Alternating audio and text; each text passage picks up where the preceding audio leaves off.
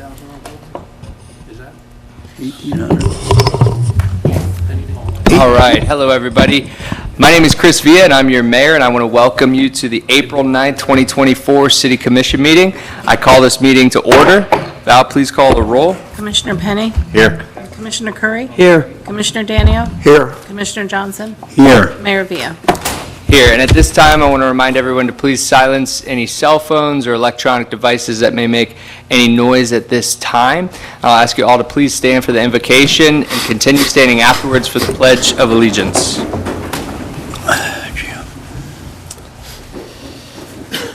Would you pray with me? Most loving and gracious God, we come to you today in prayer to thank you for blessing our community. We ask that you wrap a protective blanket of white light around our city to keep our citizens, our first responders, and our city as a whole safe. We humbly ask that you give wisdom and guidance to all of our leaders and officials on every level, including us here tonight. We know that you will be with us, and we pray for this, and we praise you.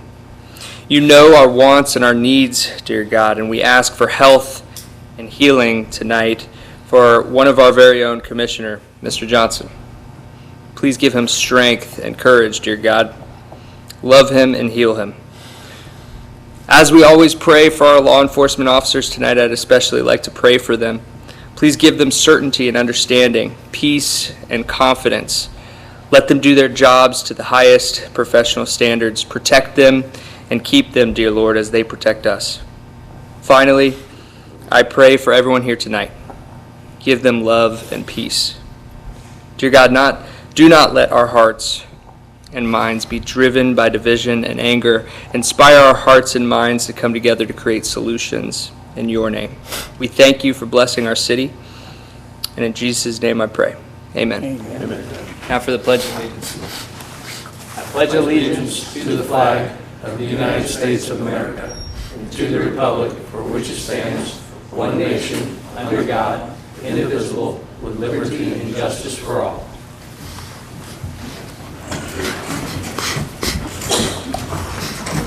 All right. Thank you, Mayor. Yes, sir. Our hearts and prayers are with you, that's for sure. So, at this time, we will move to number 2 on our agenda here, and that is public comments. This is the time for anyone in the audience that wants to speak about anything not on our agenda tonight. If it's on our agenda, you're allowed to speak at that time when it comes up. But if there's anything that you want to speak to the commission about that's not on our agenda tonight, just please raise your hand. I'll call you to the podium. Yes, sir. Yep.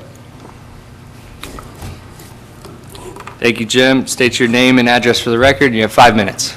All right. Jim Cameron Consulting, 1200 Center Avenue, Holly Hill. And just wanted to, I'm sorry, I'm putting in a commercial for my podcast, though, but I'm very proud of my podcast. I mean, I sent it out this afternoon, and y'all all should have gotten a copy of the email from me called Volusia Matters. And I'm saying that, though, tonight because we had a very, very, very good interview with your own Commissioner Roy Johnson. And he had some great things to say, not only about the city of Holly Hill, but I mean about some good insight about some transportation matters and other things, I mean, affecting the whole county.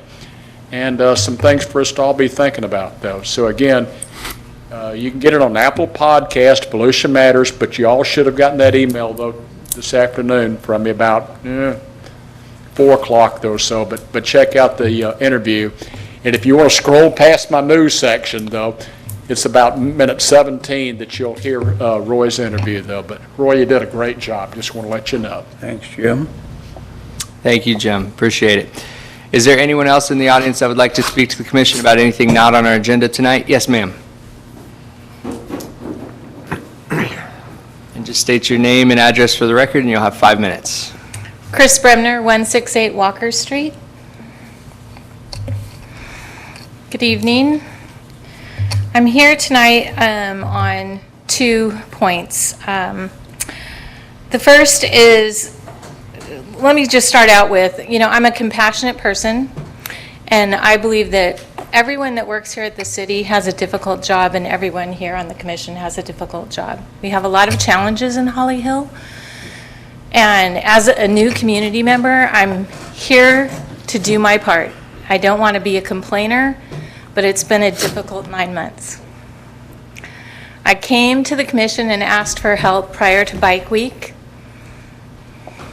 Really didn't see anything happen on Walker Street. It's the usual racetrack situation. Now, I know that we've had some other situations going on in the police department, so I'm just going to let that one roll, and we'll work on the next one. That's what we're going to do. We're just going to work on the next one. Last year, starting in July, I started working with Kyle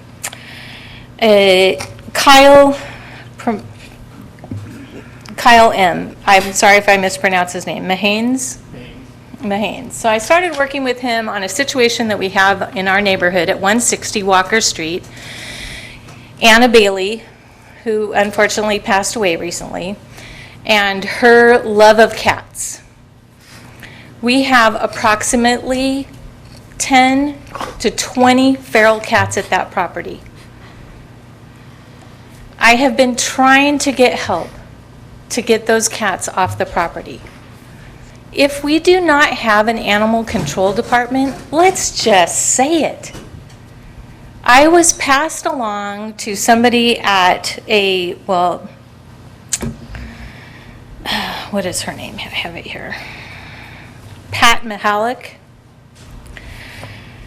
Basically what I was told that is I would need to be the person to trap these cats. I don't know anything about trapping cats. The only thing that has been offered to me thus far is to work with her organization to have me or other neighbors personally trap these cats, bring them in, have them, what they call TNR, trapped, neutered, and replaced. Even that would be beneficial. In just the past 2 months, I have taken 5 kittens to Halifax Humane Society. It's heartbreaking. The last 3 that I took were from a neighbor's house. She called me and asked me to help. One was bleeding at the mouth. The 2 that I just took this morning are emaciated. They're going to be fine. We found foster homes for them. It is a drain. So I'm here tonight just asking, if we don't have an animal control department, let's create a page that says, here are the services that you can get from the city. I worked with the assistant city manager today, and we had a back and forth with emails. He apparently didn't like my response. I would like to remind everyone at the city, you're in a service role. I'm asking for help. I do have something here on feral cats for everyone on the commission. I'll just give them to you. According to Pat, they don't cause any hazards. They do. And after a little bit of research, I was able to find out some more information, and this is the unedited information that I found online about the dangers of feral cats and what they do in the community. Probably the most concerning is the number of birds that they catch each year. I had no idea until I read this article.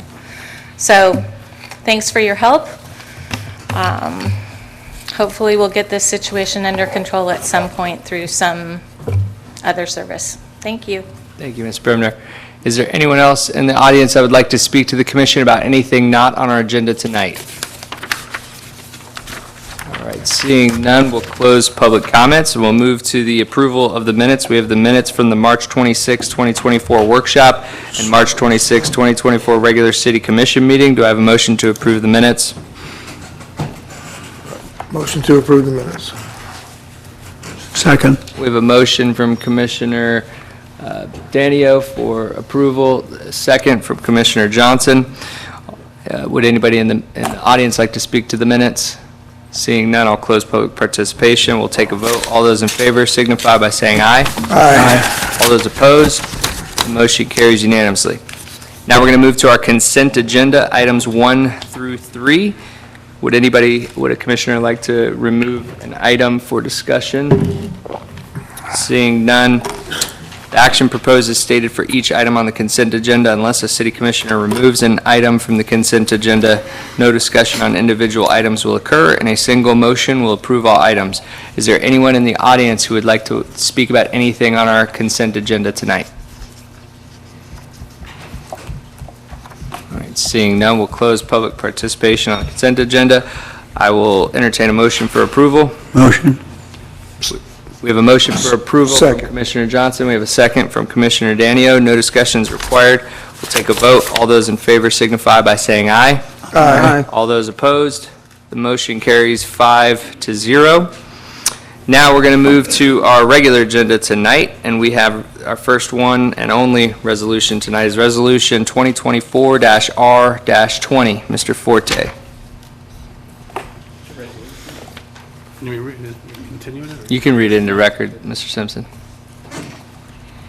Resolution number 2024-R-20 by title only for first and only reading. A resolution of the City Commission of the City of Holly Hill, Florida, awarding a contract to Kimley Horn and Associates, Inc. for water utility optimization and resilience improvement engineering services, and authorizing the city manager to negotiate rates and enter into an agreement and providing for suburbility and an effective date. Thank you very much. Mr. Forte. Okay, so as you know, we received a grant. We're in the process of getting a non-refundable loan for improvements to the water and wastewater plant for a resiliency project. In other words, getting the equipment out of the stormwater flood areas and create that resilience. So we had gone out for an RFQ. This is a CCNA project. So we went out for an RFQ. And there were two engineering firms that had submitted. One was Kimley Horn and Associates, and the other is Mead Hunt. And the staff committee reviewed the applications, the proposals, and they had ranked them, and the ranking came out to award the project to Kimley Horn. So that's what the agenda item is this evening. There is an option in the Now, what we're dealing with is, these are both two engineering firms that are well qualified to do the project, and there's no issue with either one of them. But as we talked in the office individually, there is an option in the RFP, in the RFQ, that allows for oral presentations if the commission wants to have that. So Antoine's here. Antoine served as one of the members of the review committee, as did Joseph and Steve. Steve's out of the office. Joseph's not here tonight. So if Antoine has anything to add, I'll let him kind of bring it up and bring you up to speed as far as what the committee's recommendations were, and then allow you to make a decision on how you'd like to proceed this evening. Thank you, Mr. Forte. Where is Antoine? Oh, Antoine's up there you are. front. Mr. Curry, do you have anything to add, or just here for questions? Okay. You have a question? I was just going to make a motion if you would entertain it.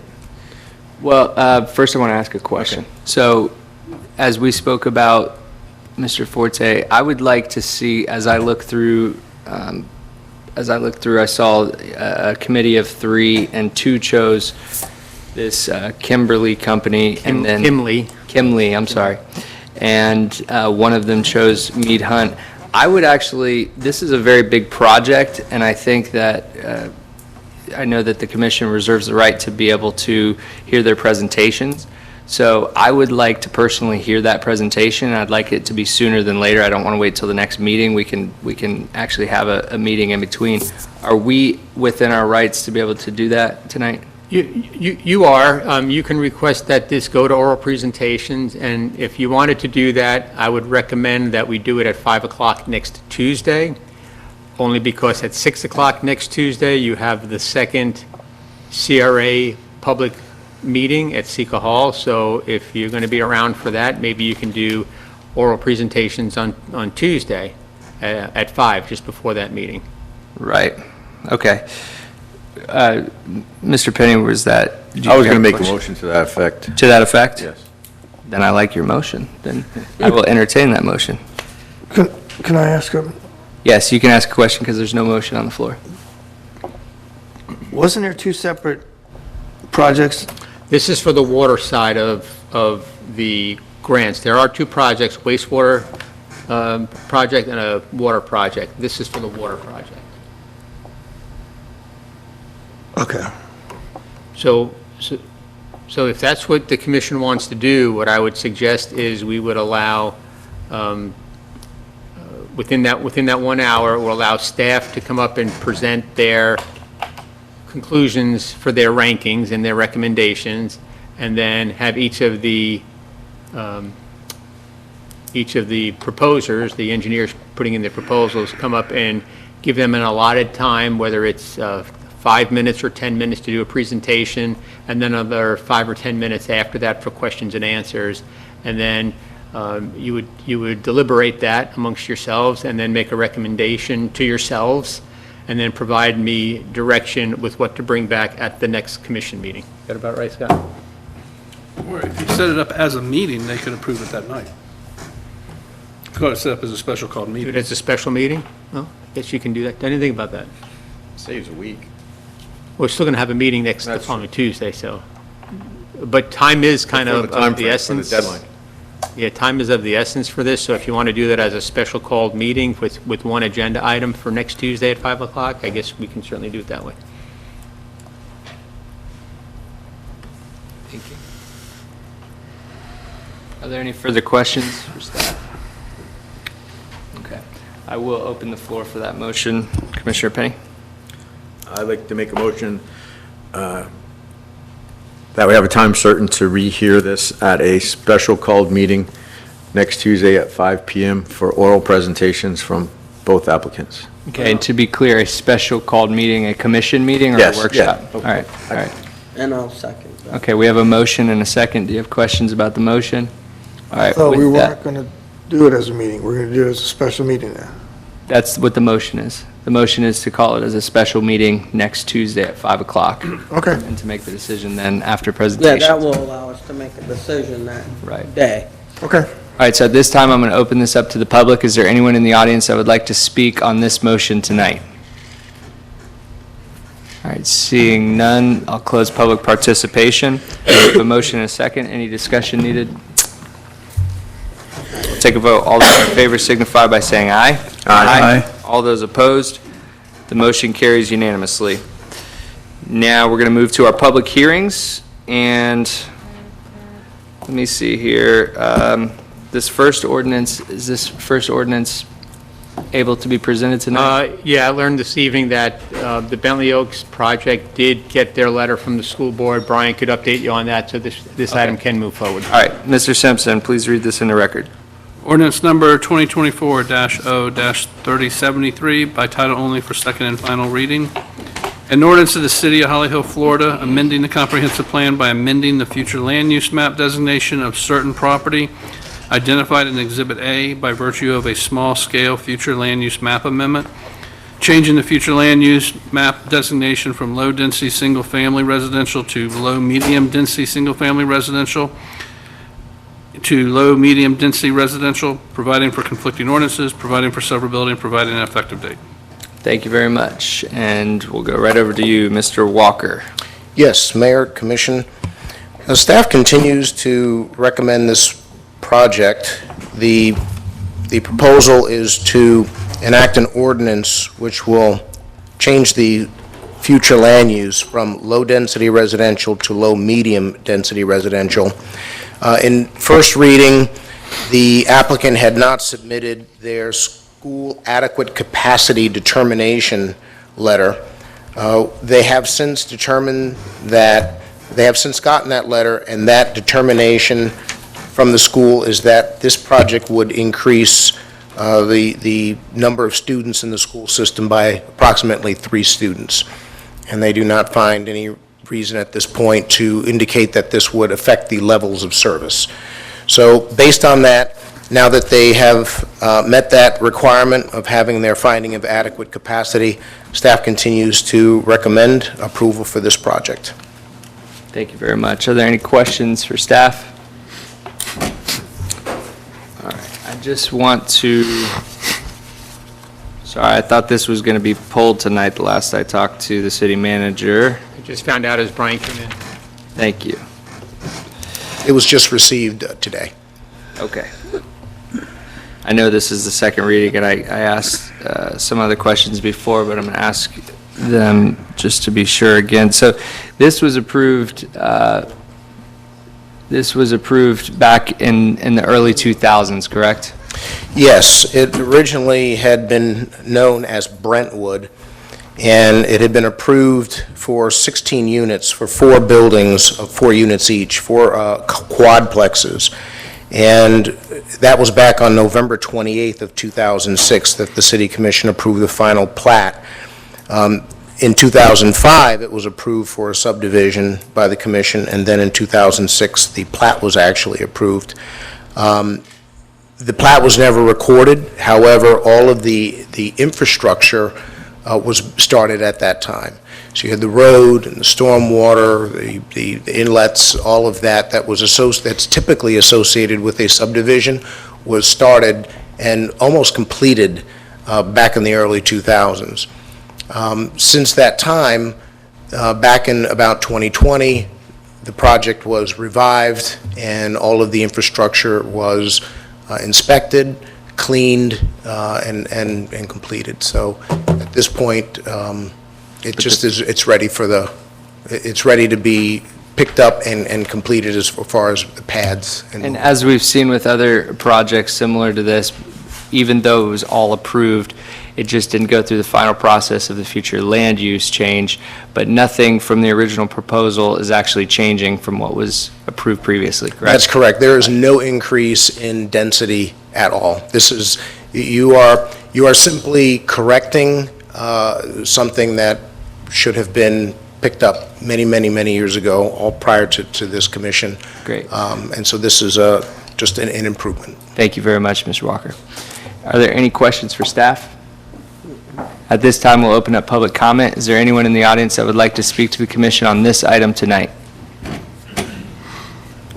All right, seeing none, I'll close public comments, and I'll entertain a motion for approval. I'll make a motion to approve. I'll second.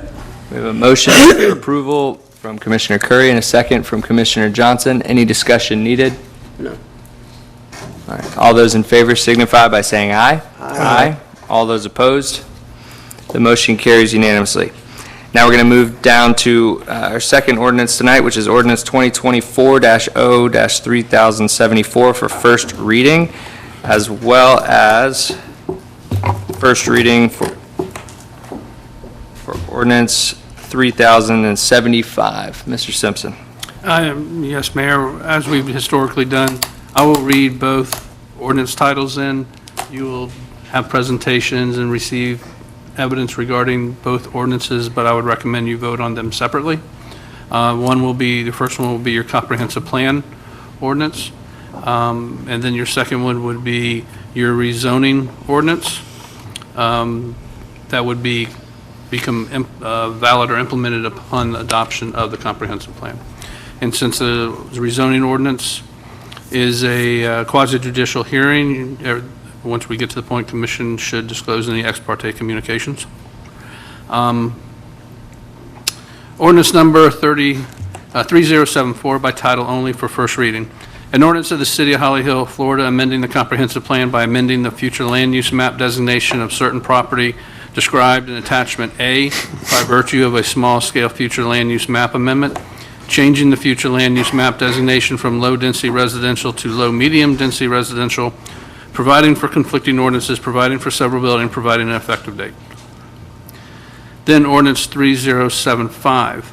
An ordinance of the City of Holly Hill, Florida, amending the land development regulations by amending the official zoning map to designate the property described in attachment A from R2, low-medium density, single-family residential to RPUD, residential plan unit development, providing for conflicting ordinances, providing for severability, and providing an effective date. Thank you very much. Did you state when we should do ex parte communication? You could do it right now.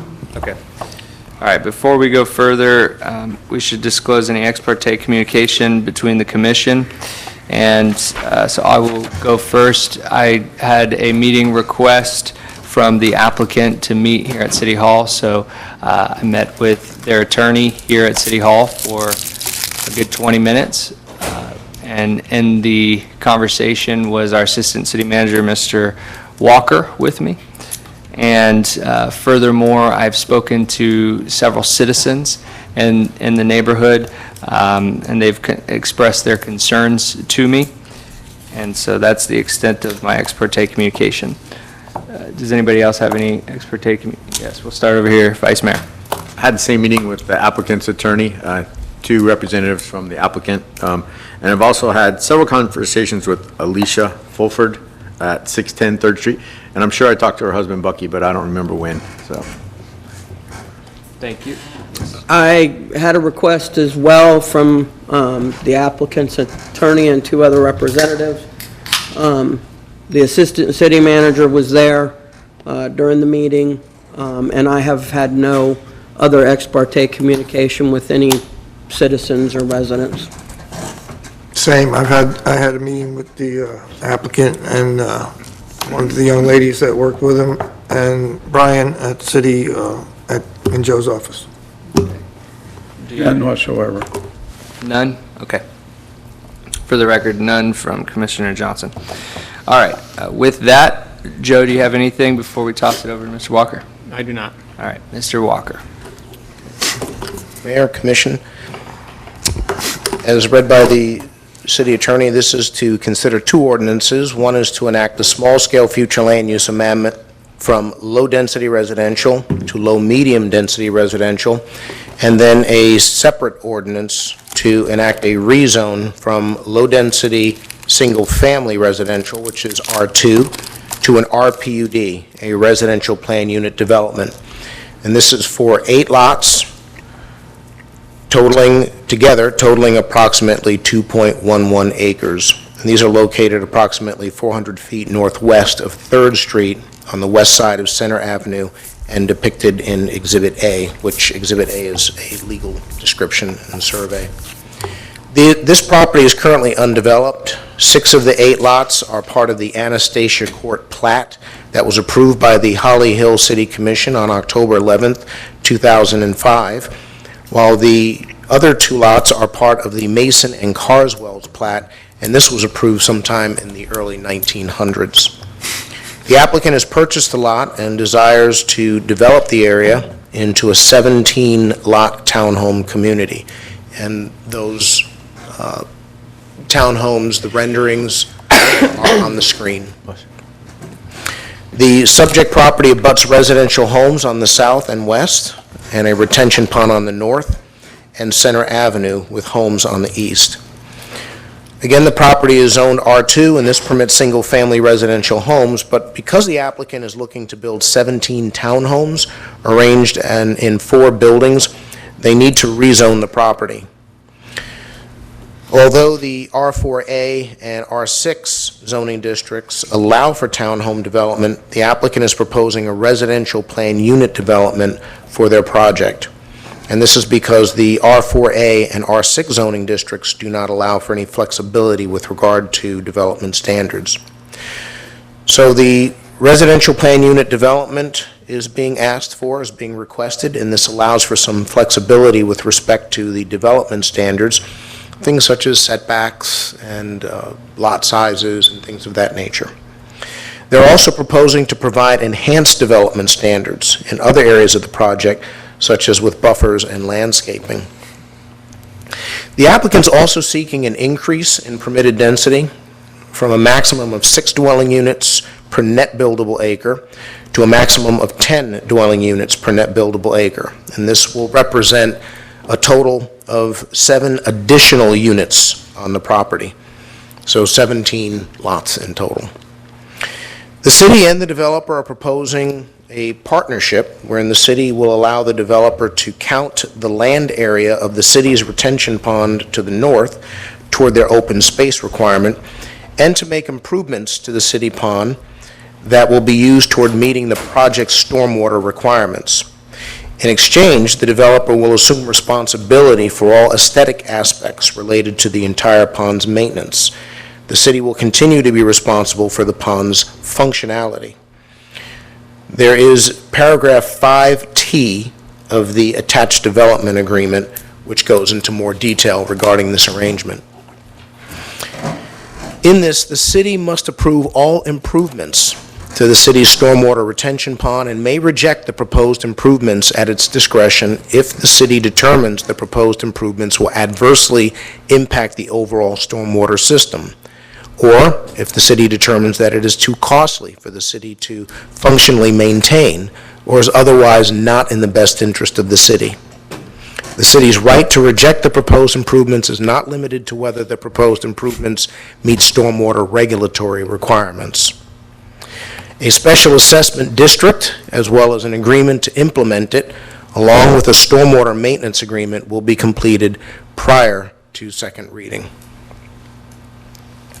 With regard to site information, there is site information in your staff report. I won't go into detail about every part of it, unless you'd like me to specifically go over something.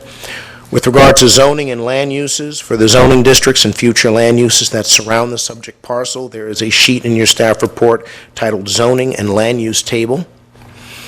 And as usual with any type of a proposal in increasing density to the future land use map, if you're making changes to a future land use map to increase density, we look at the comprehensive plan, and the amendment is analyzed in terms of its impacts to the city's infrastructure. So for considering a change in land use, an analysis comparing the maximum development potential under each land use and available capacity is required. We look at impacts to traffic, potable water, wastewater, and solid waste. That has been done with regard to this particular proposal. Transportation was looked at. There is a small increase in the amount of traffic because you would be going from 10 homes to 17 townhomes. There is a increase in water and wastewater demand that would logically be associated with an increase in density. With regard to the school system, it's expected that there would be an increase in students. The school board did provide a finding of adequate capacity that is attached as Exhibit I, and the development is anticipated by the school board to add 3 children to the school system. With regard to solid waste, the city's contracted waste hauler, Waste Pro, delivers solid waste to Volusia County's Tomoka Farms Road landfill, and that particular landfill has sufficient capacity to accommodate the proposed future land use amendment. They are estimated to have excess capacity through 2052.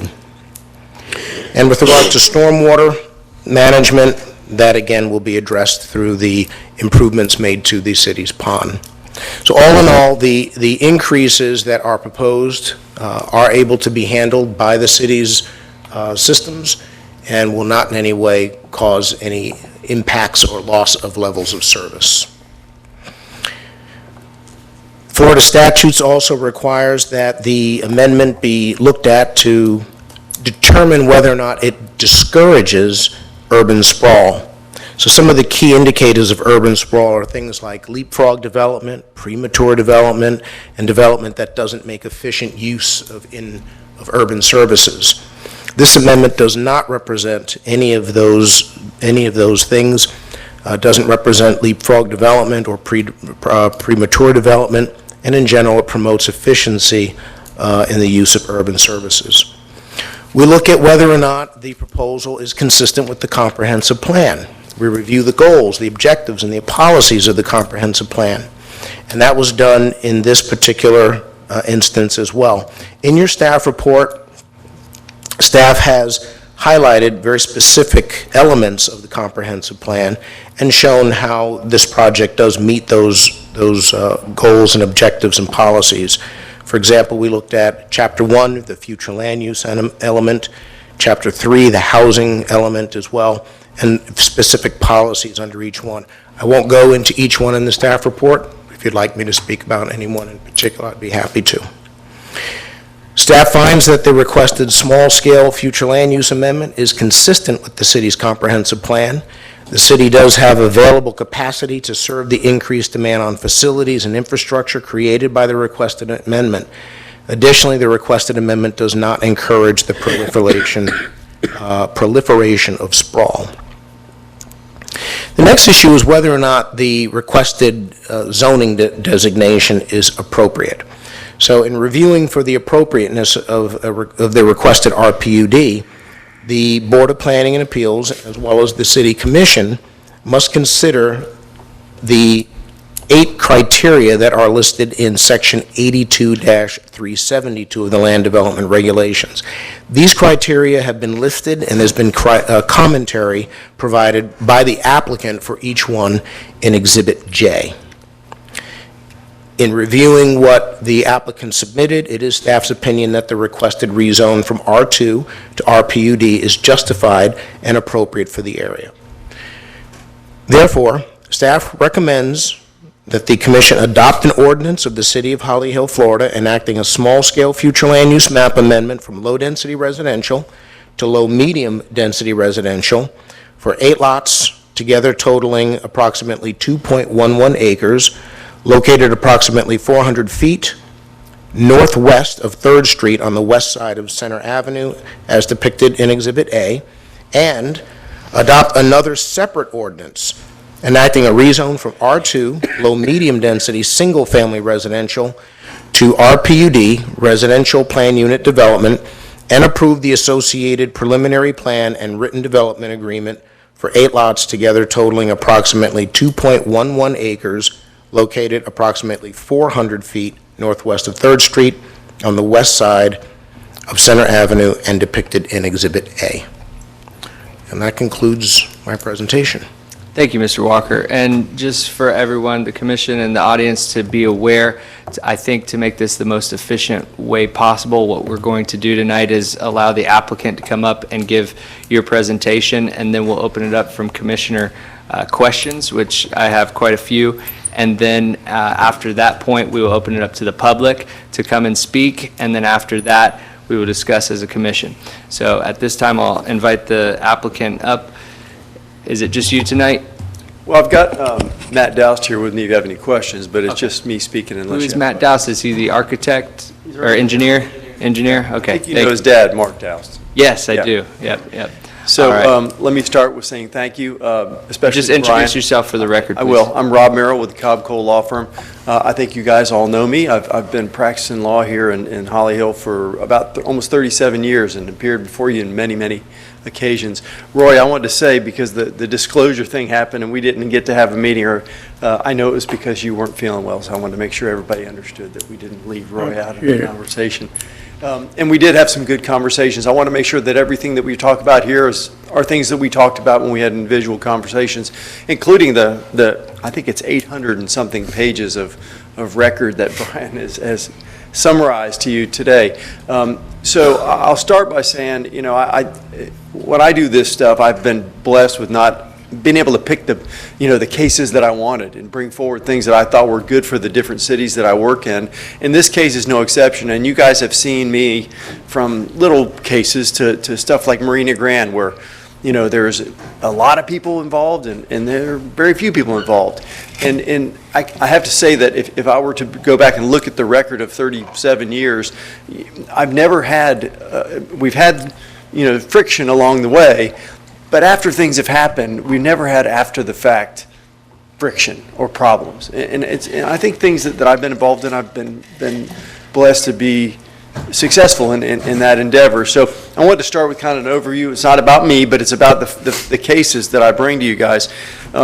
So you've got one of the best in the business in your city staff. I mean, Brian does an exceptional job. When he brings you an 800 and something page book of evidence, as Scott was talking about, I know you take that really seriously. In his presentations tonight keeps me from having to say much, actually. I'll say a few things, sort of highlights, and then we want to answer any questions that you guys have. And I know there's some people from the audience that want to speak, and I want to, Mayor, in the process that you outlined, I wanted to leave a place for me to come up and answer any questions that they had. Thank you. So Again, Brian does an exceptional job, with his analysis. He talked about comprehensive plan consistency with the goals and objectives in your comprehensive plan. And he didn't go through those and explain every one of them, but they're all in your report. And all of those things make sense, and they're part of the plan that you guys have for land development in the city. He has criteria that are in his land development code about the zoning part of this, because we're kind of mixing those two things together. And I think all of those boxes were thoroughly checked off by your professional staff. We had the Board of Planning and Appeals recommendation, which we appreciate that coming in as well. I think when you look at this project, you guys all know that the city is, you're almost to a place where you don't have a lot of green space left to build on. With some annexations that you probably still have that are available to you, you're almost landlocked. And so now we're either getting into redevelopment or sort of fine tuning these last few pieces, and this is one of them. It's kind of it certainly is an infill project. So part of Brian's report talked about a measurement against urban sprawl, because it's one of the things we try to guard against in our comprehensive planning.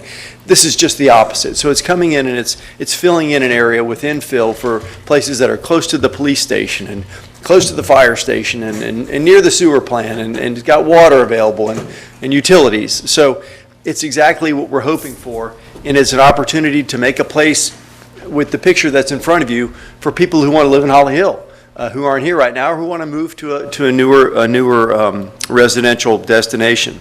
It is a townhome product. I know you guys have been doing several of those. There's no secret to the fact that when things come to you, it's because the market wants them. People want them, You don't have some developer coming up with something that he can't build, or he wouldn't be doing this, right? So that's what people want, what you see on the screen. I think it's a very well-designed product from a functional and architectural standpoint. I think it's going to be a great addition to the city. We have spent a great deal of time with your city staff, including your engineer, and Mr. Doust has worked with us to come up with I think a creative solution, knowing that this gentleman's property is right next to the city's one of the city's large stormwater ponds. So we're going to work together to expand the pond, create additional capacity, because there's flooding everywhere. As we know, this is a very flat area of town, and we're going to actually make it better. So we've heard from some of the folks in the audience, and we've had meetings and discussions both at BOPA and meetings subsequent to that about various things, including stormwater. So, and we've presented back to the folks that came to the meeting by email and letter and stuff, updated plans as a result of this. So the process we've been going through is exactly what you guys want us to do, which is make sure we get the input, we consider it, and we make changes as it relates to those things that we're hearing from the folks. And we've done that. So what you see in front of you, I think, is a very creative solution to the stormwater situation.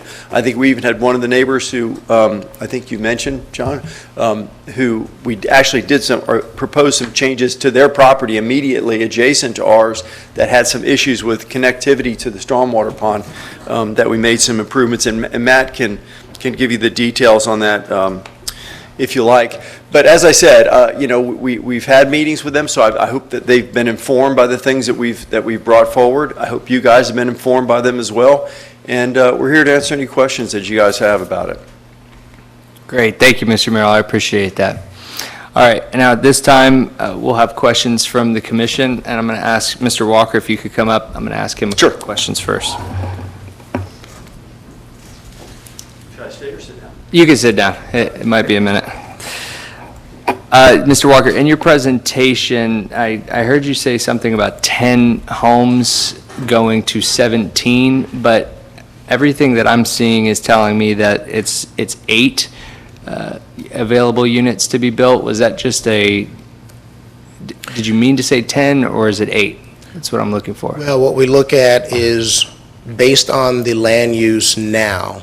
Okay, what could you If build? what would be the potential if they were to, so based on the low-density residential and based on a net buildable acreage of approximately 1.75 acre, how many homes could you get? And then we compare that to, if we were to go to a low-medium density residential, how many could you get? So basically, we took 6 times 1.75, and that's how we got approximately 10, and then we took 10 times 10 times 1.75, and that's how we came up with approximately 17. I think it was 17.5. Okay, and Val, can you pull up attachment Exhibit A, the survey, please? Thank you, and scroll, yeah, we're too zoomed in, scroll up a little bit. Keep going. So explain this to me. So I understand that we have all the way to the top right corner, that's lot 1. Next to it is lot 2. Next to that is lot 3. Next to that, it says tract A, and I'm going to come back to that. Then it goes to lot 4, all the way to the left. Then below it, at the end of the semicircle, is lot 5. And then down the big square down to the bottom. Are those 3 lots, or is that 2 lots? I thought we were considering that as 2 lots. Well, it's more toward the center. That's right. Yes. So from a platting standpoint, those are individual lots. So when the surveyor goes and they survey the property, it may, even though maybe one owner owns 2 of those and it's 1 lot to the owner and to the visual eye, the underlying plat shows 2 lots or 3 lots. Okay, so 2 there. So what is tract A? Why is that not considered a lot? Would that be used for water retention or open space of the original 1, 2, 3, 4, 5 lots? Yes, that's exactly what that is. That's used, the tracks are, they can be open space tracks, they can be used for stormwater. There's a variety of things that tracks can be used for. They typically are not considered lots in this case, so that would not be a buildable lot. That would be within this plat, and if you read the language of the plat, it will tell you what Lot A is used for, but it is not used for a home. Okay, so I just want to be clear, though, because in all of my paperwork and all of my research, too, I have written down that there could have, today, if I buy the property and build it to what it is permitted right now, I thought that I could build eight homes, but in fact, if we use these 5 and then the 2 below, it's actually 7, is that correct? It would be about 7 or 8 if you were to go based on the plat that's there and the lots that are in place now. Why would it be or 8? Because I'm not sure exactly whether or not on the old plat, which is the one down at the bottom, whether or not the sizes of those would allow a home on each one. So with a lot, you can have a platted lot, but if that lot has been platted many, many years ago, it may not meet the minimum size requirement for a lot today. So if you as an owner own 2 of them and they're 2 undersized lots, you would be required to combine them and get one lot that actually meets the requirements today, and you'd be able to do 1 home on that lot, even though from a plat standpoint, an old plat standpoint, you have 2 lots. Okay, understood. Thank you. So I have a couple standard questions, a couple hard ones. Standard would be, does the city have zoning categories for townhomes? It does, yes. We have 2 zoning criteria, correct? Zoning Yes. classifications. We For have- specific 0-lot townhomes, Right, we Not have duplex. R4A and we have R6. R6. And does this PUD meet either of those? No, and that's why we are doing an RPUD, because the particular project before you does not meet either the R4 zoning district or the R6 zoning districts. And so that's why they've requested to do an RPUD, which allows them more flexibility with regard to design standards. But in that process, they provide more open space, so it's kind of a give and take. In exchange for the flexibility of an RPUD, they give more open space and enhanced buffers usually along major roads, more vegetation usually along a major road. So that's what's being proposed in this case. What's given can be different with each project. But in this case, since they don't meet the straight zoning district, they've requested the RPUD and are giving more open space and enhanced buffering along Center Street. So to that point, how much open space are they giving in addition that they currently own, not the city? If we could pull up, Val, can you bring up the preliminary plan? So what they're required to do is, with an RPUD, is they have to give a minimum of 15% open space that can be used by the general residents. And oftentimes, that may be a dog park, it may be, it could be a pool, it could be any type of a health amenity, it could be a track around a retention pond, and so that's what that 15% is for.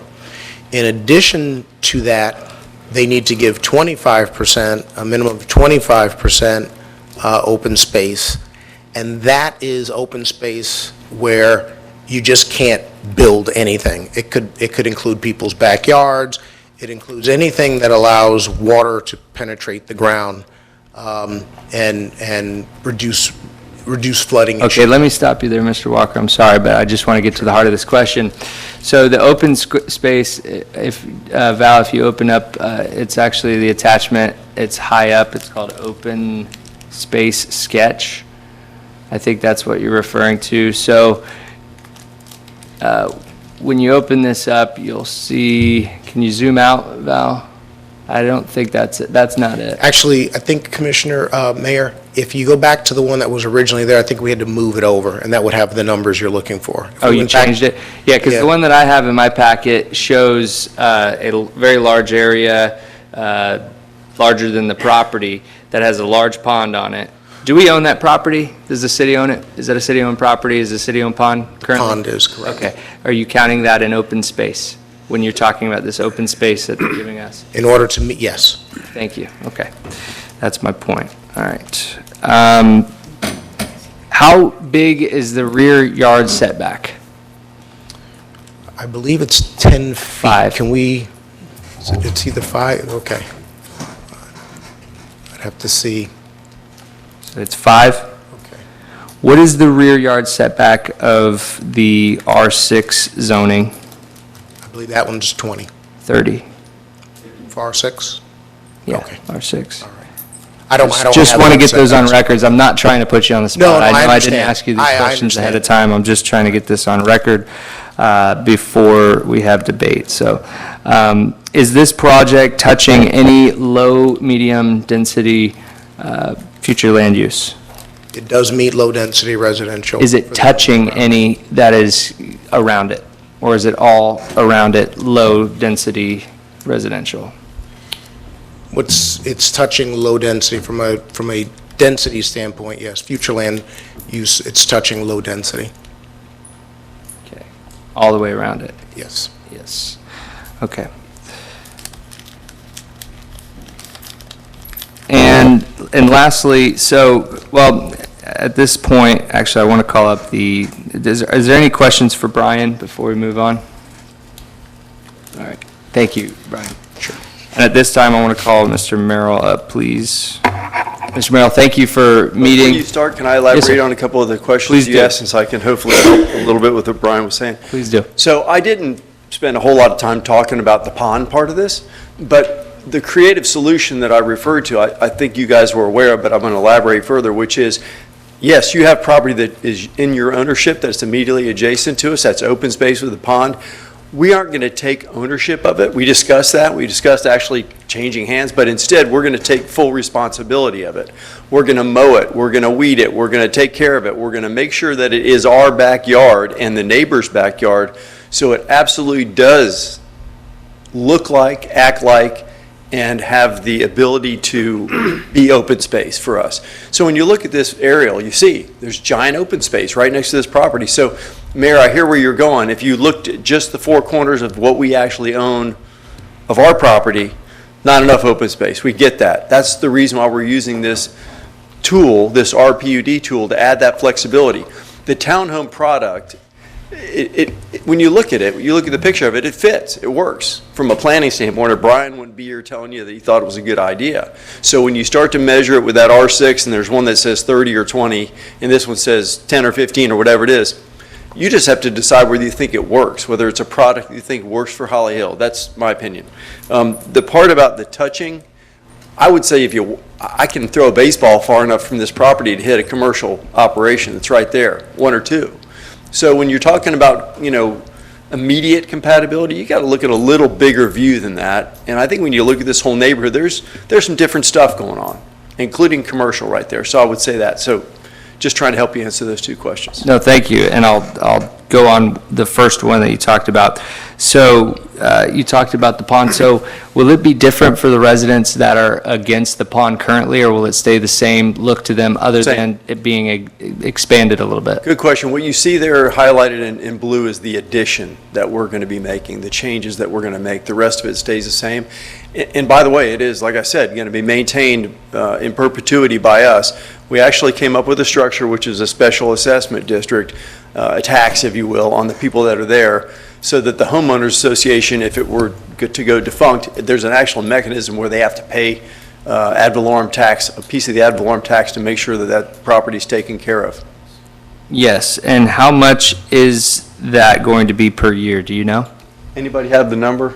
I don't have the number in front of me, but Okay. it's not finalized yet. But it's Yeah, the a intent is condition that of all this. that would be finalized between first and second reading. Right. Okay. And it would also change, annually, we would establish a new assessment each year based on the cost of providing the maintenance. So it would continually change. Yeah, and so then we would tell them what the assessment is, the HOA, We current would tell the agreement, property appraiser, and then the property appraiser puts it on the tax bill, of how much it cost us specifically to maintain it. or how much a third party charges to maintain it. I think it's an engineering estimate that the tax appraiser will use as the basis for adding it to the tax bill each year. Okay, so with that being said, how much are you paying us for the land and for the rest of the pond that the city currently owns? We're not going to take ownership of any of that. We're going to Okay. just maintain it for you. Okay. It's a gift of maintenance, not a gift of Okay. fee simple ownership. With that, Mr. Forte, do you know how many ponds we have in the city of Holly Hill? We maintain about 9 ponds. Correct. And there's 2 extra at Milt Hallman. So how much do we spend a year? And I'd hate to put you on the spot, but I just looked it up. It's $12,000 a year in maintenance, right? So about $1,000 a year for a pond. So that's what's in our budget for pond maintenance.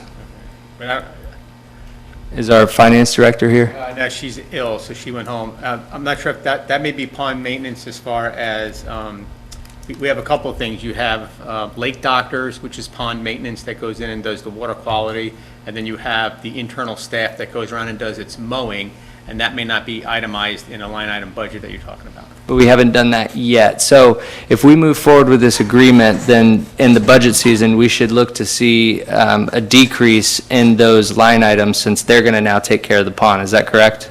What you're going to see is a revenue, the projected estimate for the cost of that maintenance, and then an expenditure to match it. So in other words, just making up a number, if it was $20,000 a year to maintain that pond, we should see a revenue coming in from the non-ad valorem assessment of $20,000, and then an expense going out for close to that, because we talked about an admin fee being included in that fee as well. Okay. So, Mr. Forte, in your experience, or Brian, in your experience, has the city ever allowed a developer to use city-owned pond for water retention?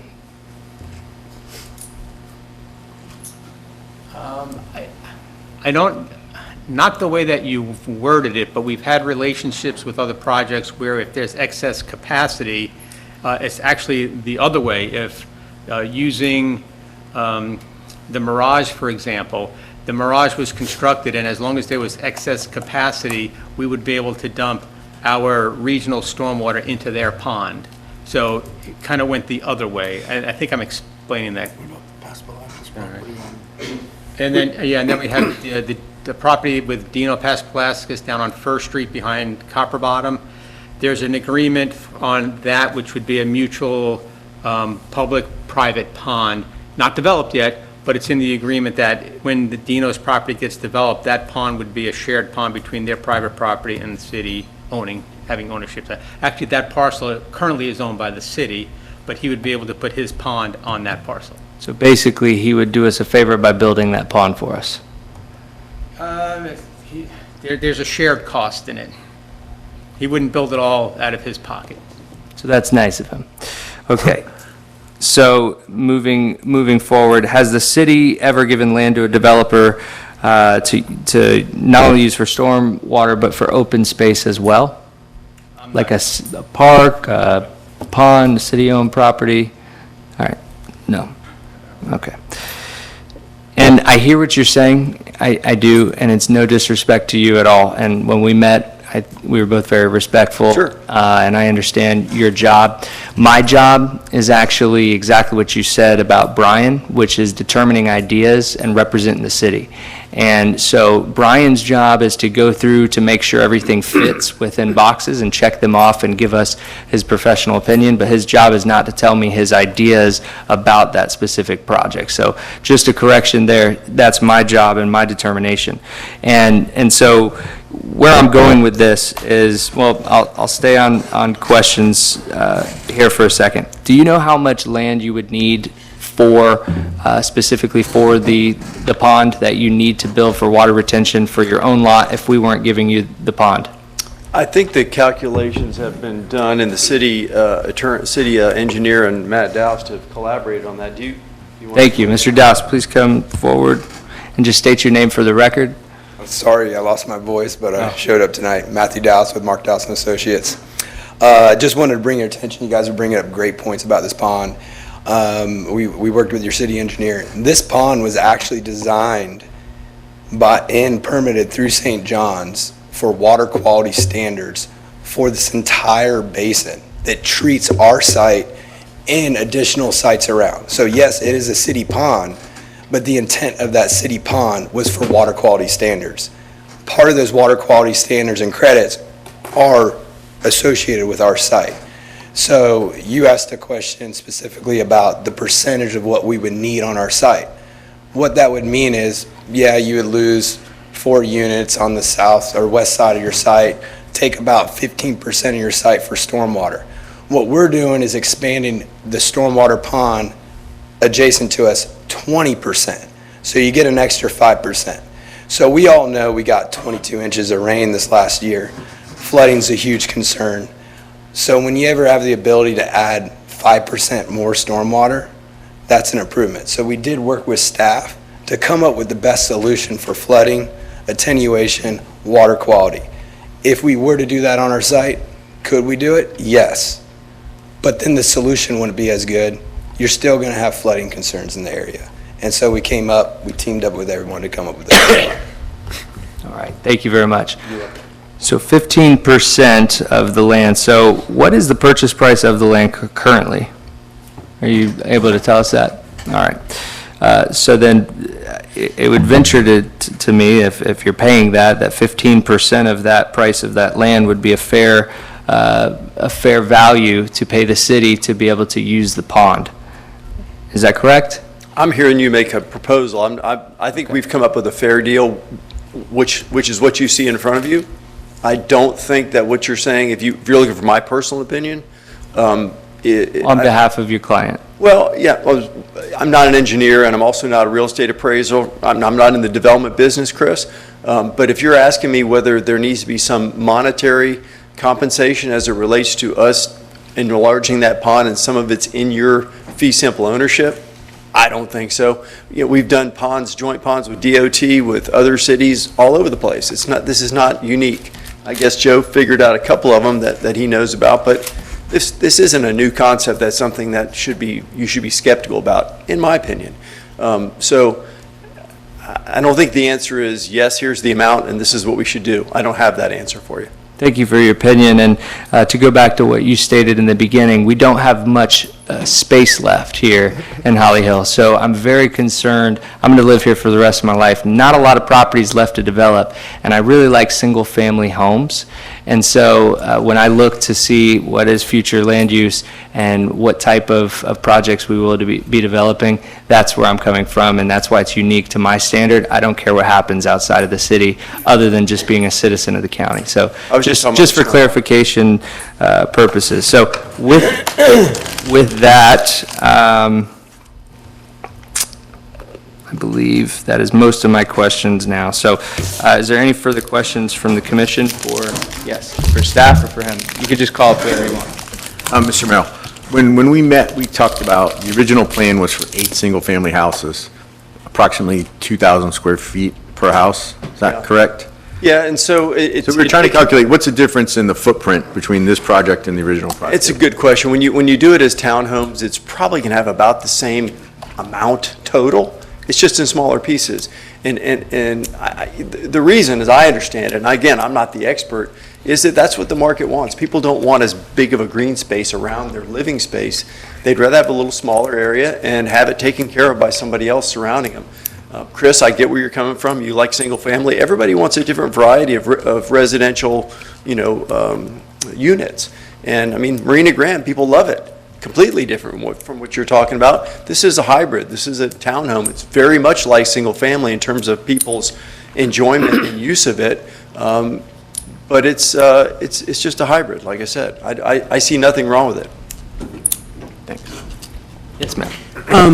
When we spoke about, because I have not heard from any citizens, and I said that earlier, but when we spoke, you did bring up a few of the citizens in that area that had complaints, but you also told me that you were working with some of them on solutions to their complaints. Right. And I believe you did that.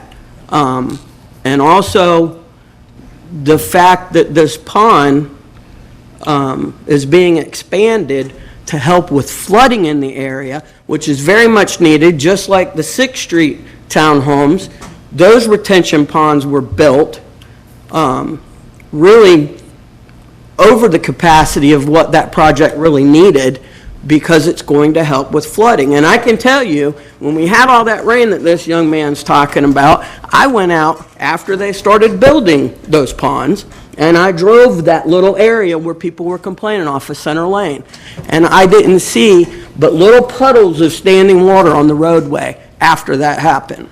And of course, I never heard from anybody again about their complaints about flooding, because I believe that has helped that. Just as I believe this will help the flooding in that current 3rd Street area, I'll call it. It's my husband's old stomping grounds. He lived right there off of 3rd Street by Center.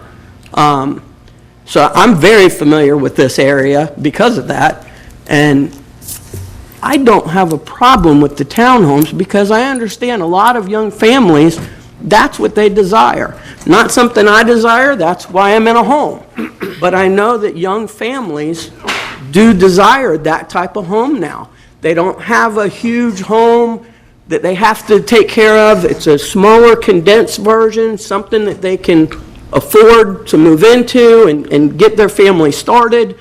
So I think this is a good project. I like the fact that you worked with the neighbors to solve some of those concerns. And I like that we're expanding on that retention pond. So that's all I have now. Any further questions? Well, I just wanted to say, the 23 inches that you're talking about wasn't recently.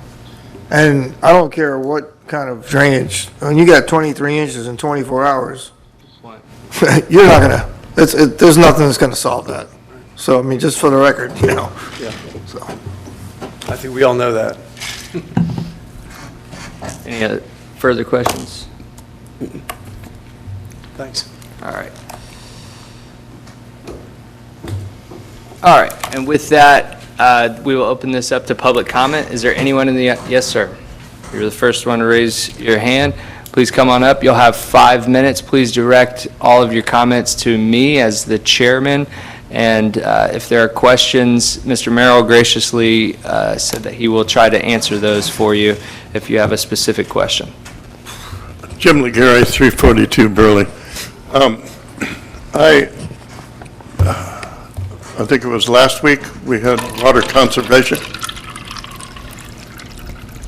How many more units can we approve? We had the water conservation presentation, and then we had another building operation that we approved. How many more can we approve? Thank you, Mr. Legary. Is there anyone else in the audience that would like to speak on this item tonight? Yes, sir. Come on up. State your name for the record and address, and then you'll have 5 minutes. Lucky Fulford, 610 3rd Street. Say it. Lucky Fulford, 610 3rd Street. Thank you, buddy. My issues are flooding in the two-story townhomes next to my house. I mean, it's gonna take away all my privacy. No more cookouts in the backyard. And where the house is gonna sit, the townhome's gonna sit is directly right beside my house. I couldn't stand in my driveway without the person next door to me looking down at me in our conversations, anything like that. And the flooding part, 22 inches of rain, my house absolutely flooded. And I don't see that stormwater pond digging it that much bigger is going to do any good, any justice to anybody. I don't see why they can't put their own pond on there and make it a whole lot bigger than what it is. I see they're going to make it a little bit bigger, but what's that going to do in the end of the day? You know what I'm saying? The water's got to have somewhere to go. It makes me want to move out of my house more than I ever have because of the privacy situation. And 17 more people, well, 17 townhomes, that's how many people are going to live in the townhomes? And you say it's going to be about 3 kids? Okay. We know it's going to be a lot more than 3 kids living in them townhomes. I mean, the statistics say that. I don't see that's true. You go in any of these apartments and you see 35, 40 kids running around in front of them. And that's the exact same way the townhome's going to be. And the riffraff's going to bring in there, who knows? Could be nice, could be bad. I don't say it's a good idea. If it was a single story where we had privacy and not being worried about people looking down on us or up in your business, it might be a lot different than having 2-story townhomes next to us. That's really all I got to say. Thank you very much, Mr. Fulford. Is there anyone else in the audience that would like to speak to the commission on this item tonight? All right, seeing none, I'll close public comments. Would you like to address any of that? Yeah, Mayor Rob Merrill for the record again. To Bucky's point about the building height, I think that, I've let Brian weigh in, but I think that the building height for the townhomes versus a single-family home are the same. So I think in terms of intrusion from the height or privacy, it would be the same. But Matt actually, I guess, you guys talked. This is part of the solution we thought we were bringing as a result of the exchanges we've had with the neighbors, including not just the expansion of this pond, but improvements to Bucky's property and his wife's. Yeah, we met, we had a neighborhood meeting and we spoke, and I can't talk about the second story and the privacy and stuff like that, but what we addressed was more of the drainage issues. You guys mentioned you guys had some issues draining, like flooding in the rear yard. And one of the things we did is we routed the storms from our property into that stormwater pond, and I was concerned that maybe if we added a drain on his side of his property, that sometimes happens is the pond backfeeds back to his property when it fills up. And so when we dove into the elevations, we actually came up, we could have a solution. The elevations in the pond that are existing today are low enough that it could alleviate some of the daily flooding. Nothing's gonna, like you mentioned, is gonna solve 22 inches of rain. But probably typical rainstorm event. That's what I'm saying. So on a typical rainstorm event, we could provide a yard drain, run it through our property and connect it, because the 2 water bodies don't ever connect, that pond to his property. So if it's lower than his property, which we're shooting for based on our analysis, we could provide that, and we agreed to do that. Another thing is we're working with, we have 10-foot landscape buffers all the way around, you know, the general standards, a 6-foot fence. On a project like this, you're going to do a 6-foot. If you do a PUD, you can ask for a higher fence if you want. But in essence, I'm thinking a lush landscape buffer, you have it 360 degrees. That's usually determined at staff level when we go through site plan and the PUD plan. But that's something that the client has agreed to do. I mean, you could get very creative with landscaping nowadays, the buffer you between your landowner and ourselves. So just in short, we looked at their actual house and their land and realized that I guess there's some blockage between them and the pond that's causing some of his flooding. And so we're going to make improvements to our property to help unplug that. Is that fair to say, Matt? That's okay. Sometimes engineers, you know, it's complicated. Great, thank you. Commissioner Daniel, you have a question? Yes, sir. The residential versus the town, could the residential be built 2-story at the same level? Yeah, I think Is that what what I'm you're saying trying is to a say? single-family home could be just as intrusive in terms of its height. So, I mean, this is just a different product. It's not any taller. That's all I was trying to say. Any further questions? No, I was just curious. I don't know. Okay. Thank you. All right, are there any further questions from the commission to staff or to the applicant? All right, with that, I would open the floor for a motion to deny. We're going to take up the first ordinance 2024-0-3074 for first reading. And this is the future land use, and I would open the floor for a motion to deny. Do I have that Will motion? you open up the floor for a motion to approve? I will, but if there's... Then I would like to make a motion to approve, Mayor. Is there no motion? All right, we have a motion on the floor to approve ordinance 2024-0-3074 for first reading. Time for discussion, Mrs. Penny. I don't. Oh, I'm have sorry, any wait, more. we didn't get a second, did we? Oh, we need a second. Is there a second? I'll second. Is that a cough or a second? Commissioner Johnson. Commissioner, I didn't cough, I second. what? I'd cough over that, too. Oh, gosh. Penny Curry. Come on, man. Sorry. I'm sorry, Mrs. That's Curry, enough. Commissioner Curry. It's tough with two pennies up here. All right, so we have a motion from Commissioner Curry for the record and a second from Commissioner Johnson. Yes. All right, discussion. Commissioner, I have no more. Thank you.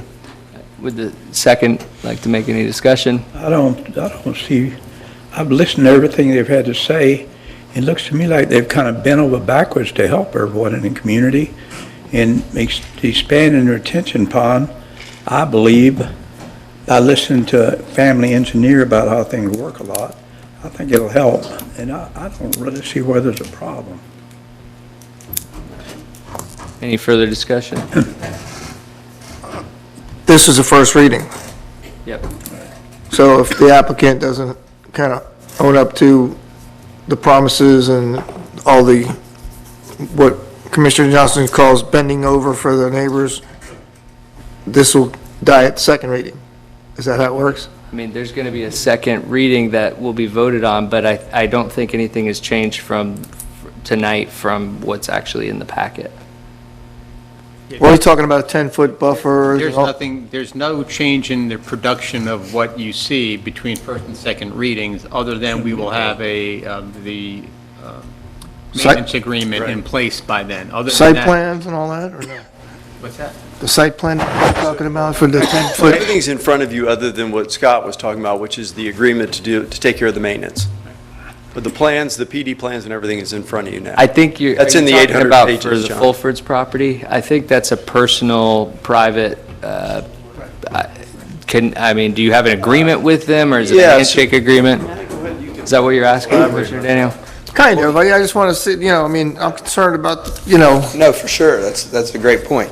We put it in the PUD concept plan. It's a note for the drainage notes that we will do a yard drain that will flood. So I'm assuming when we go through site plan process, that is going to be one of those main checklist items that we have to make sure we meet.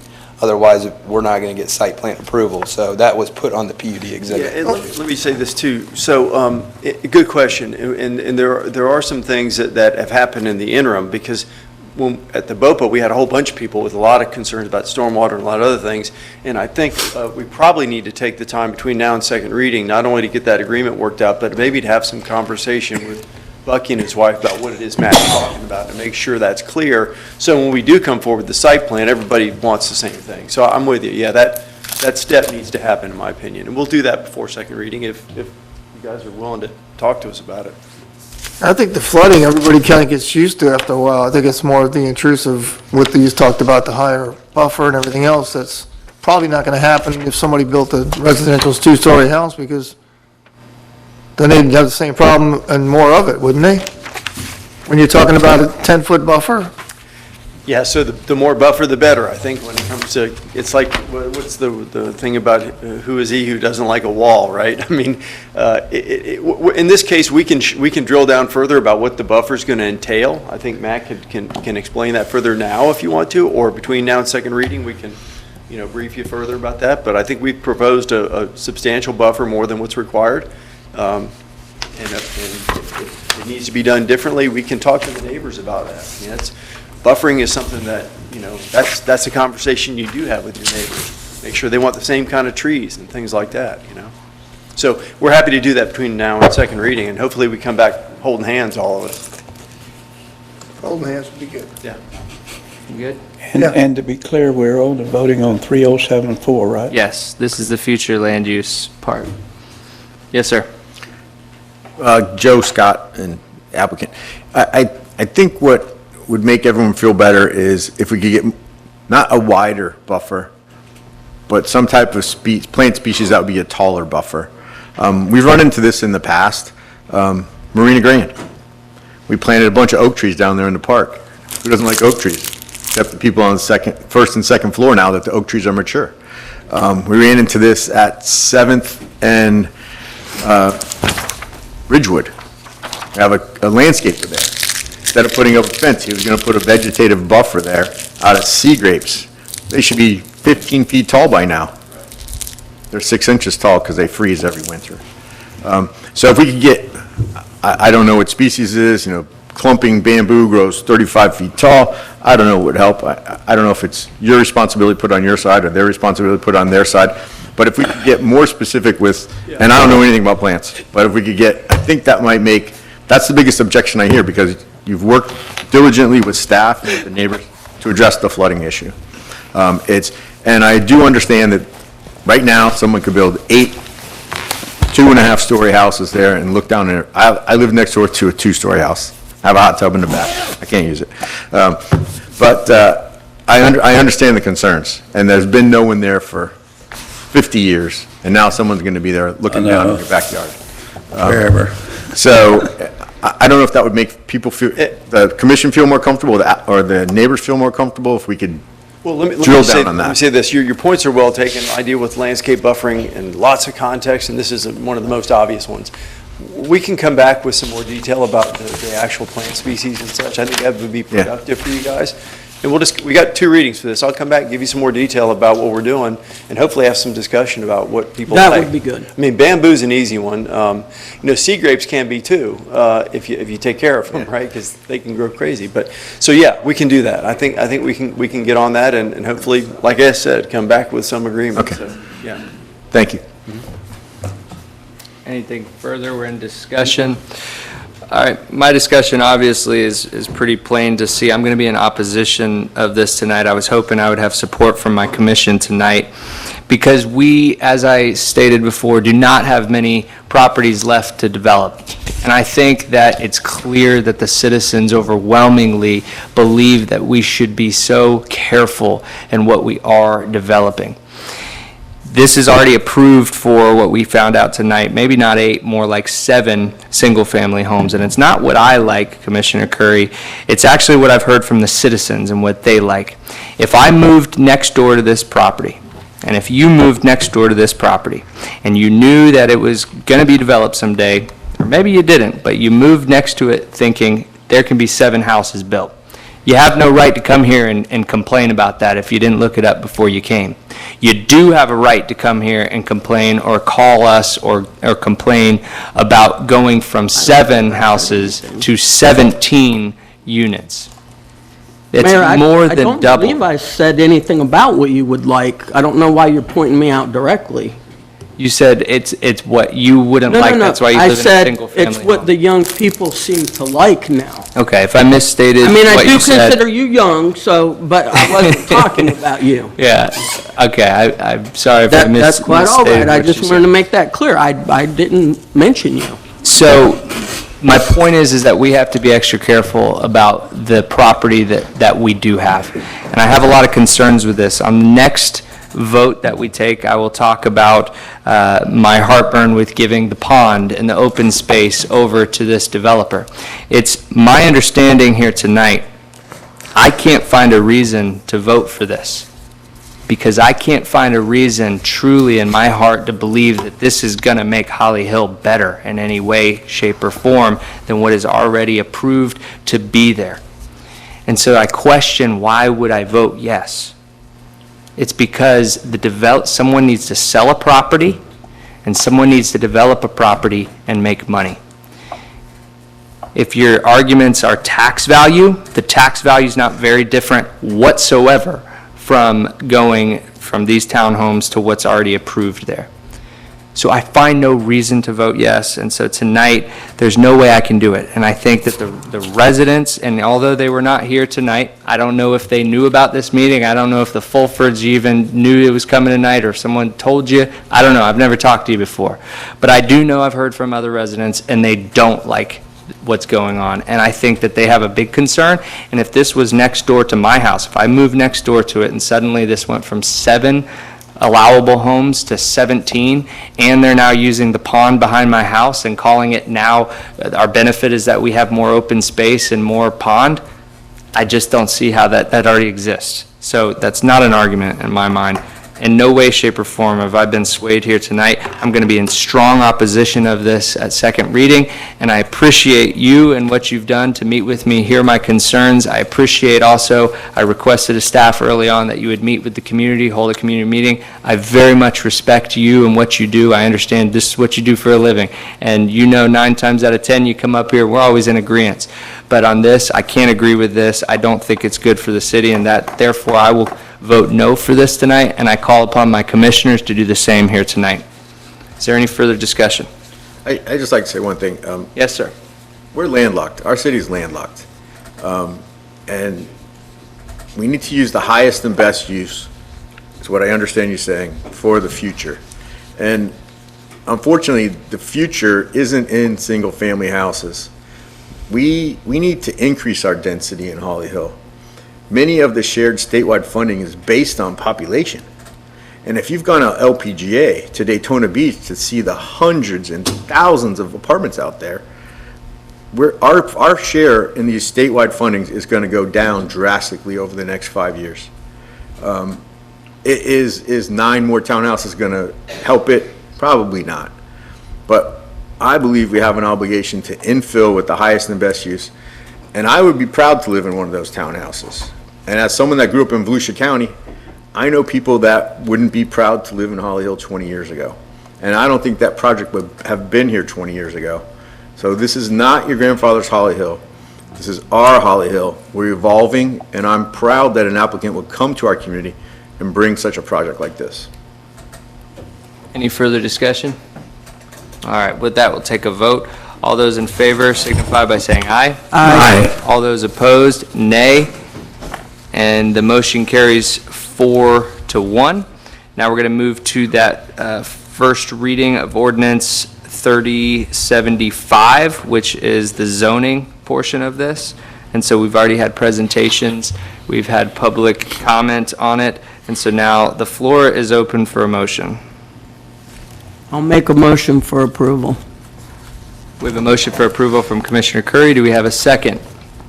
Second. We have a second from Vice Mayor Penny. Any discussion needed? My discussion on this is I disagree with the agreement that is coming forth. What I would like to see, and in the future, before second reading, is an agreement between the city to give us a fair dollar amount for the pond and open space that we are giving. There's a calculation in that. Douse, I'm sure you could, Mr. Douse, you could probably figure that out. And I think that that would be fair. I I scratch my head when I think of just giving a pond and giving open space away to a developer. That doesn't, for a project that I just don't see benefiting us. So I think that's fair, and I think if we don't get that, I think that's a travesty. I think that we're going to get a couple $100 a year, maybe $1,000 a year from what we say that we're currently maintaining our ponds, and I just think that is very questionable, so I can't be in support of that. But that's why I'm going to be voting no here tonight. Further discussion? I have something. Yes, ma'am. I do not see it the way that you see it. I don't see it as us giving away property. They're expanding on our stormwater pond, and they're going to pay to maintain it. We're not giving them the property. It's still going to be ours. They're just going to expand upon what is ours now and maintain it. So I think it's a win-win. The neighbors are going to see some relief from flooding, and it's just a win-win. We're not giving the property up. We're just allowing them to use it. Well, its purpose is stormwater, and that they're going to expand upon that. Because they can't fit it on the property that they Can are we trying call the to- question, please? I have a comment, please. Okay. She called the question. Is there a second for call the question? Vice Mayor wants to I don't think speak. there's a motion. Excuse me? I don't think you have a There motion is. to We're in approve. we're in discussion. Yeah. Yeah, there's a Commissioner motion Curry. To approve Yeah. just the second ordinance? Yes. Okay. Yes. Her and him. Would you wait for Vice Penny, Mayor? penny. All right. She withdraws her call the question. Vice Mayor? I understand your position, Mr. Mayor, because I thought the same thing when I first looked at this. Why are we giving up our pond and our space to the developer? And then as I dived down into it, I was like, all right, so let's say we sell it to him for $50,000. It's probably a lot more than it is because there's the 15% over capacity, and they really only need, they're going 5% over capacity, so they're really only, we're getting 10%, and they're improving the whole neighborhood. So the way I look at it is I'd rather get $1 a day for the rest of my life than $50,000 right now. And so the maintenance is going to go up and going to go up and going to go up every year. And if the applicant is responsible for not only the water quality, but the cutting the grass, and I guarantee you the people that live in that HOA, when that grass gets a little tall, it's going to get cut. And so they're going to improve it. And I think dumping our responsibility of the maintenance of this pond and that open space is a great thing to do. If we could dump all of our ponds onto developers and let them maintain it, think of the savings. And then when people call and complain, hey, my pond is not looking good, well, call the HOA, have them fix it. So that's just how I look at it. Thank you. All right. Is there any further discussion? All right. Seeing none, we will call the vote. All those in favor signify by saying aye. Aye. All those opposed, nay. Carries 4-1. Yes, thank you. All right, we'll move to communications. Mr. Forte, what do you have for us? I just wanted to, my screen went away. I wanted to follow up on the citizen comments from earlier. Yes, sir. If you don't mind. Yep. I want to bring out to your attention that on February 28th, following the February 27th commission meeting, at the time the police chief sent an email out to all of his personnel, thanking them for their efforts, reminding them that Bike Week starts on March 1st, and he says to be aware of the traffic. But in it, he says, in addition, I received a complaint last night at the commission meeting about speeding primarily during Bike Week on Walker. This time, it's between Ridgewood and Riverside. Please step up enforcement in this area during Bike Week. So I just want you to know that the chief did send that email out to all personnel the very next day.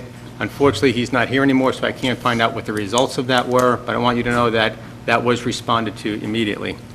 Also, I'll make available to the resident information from Volusia County with regard to feral cats. Their processes are not unlike, I should say, the city of Holly Hills processes are not unlike that of Volusia County, where an animal, a feral cat colony that is unmaintained, it's the responsibility of the property owners or surrounding people to obtain a a trap that they'll be instructed on how to use, and then the cat will be brought out, spayed, neutered, vaccinated, and ear-tipped, and returned to the general area. So what we do is very much the same as what Volusia County and the surrounding cities do.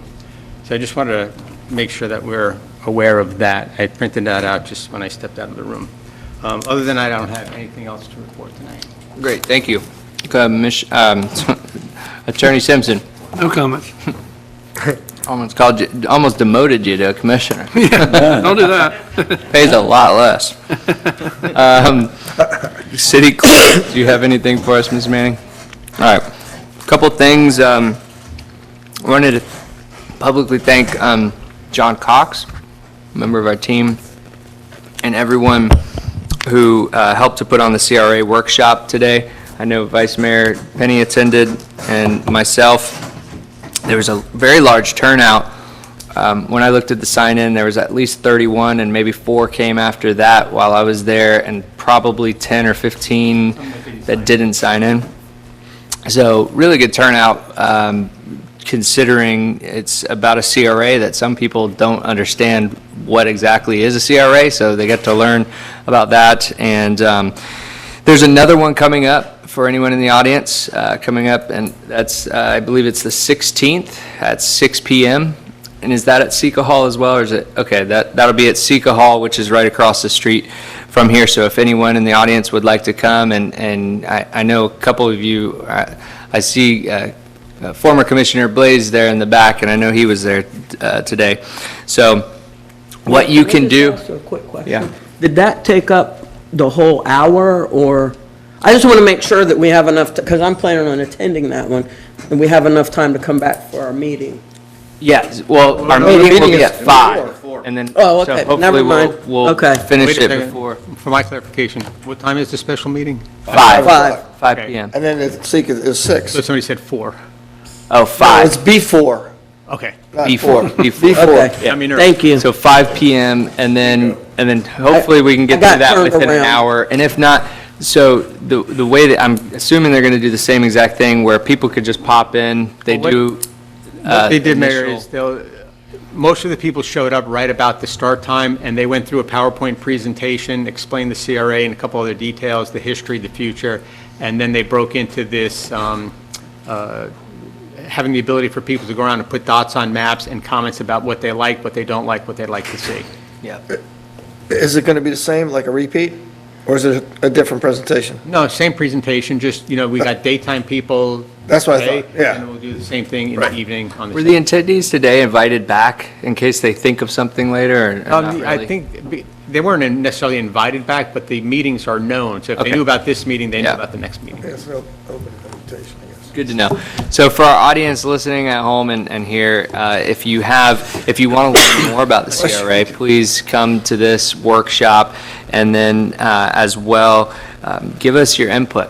I always say a lot of times, 9 times out of 10 when a citizen calls me and tells me about a problem, I probably don't know about it because, believe it or not, I'm not at all places at all times.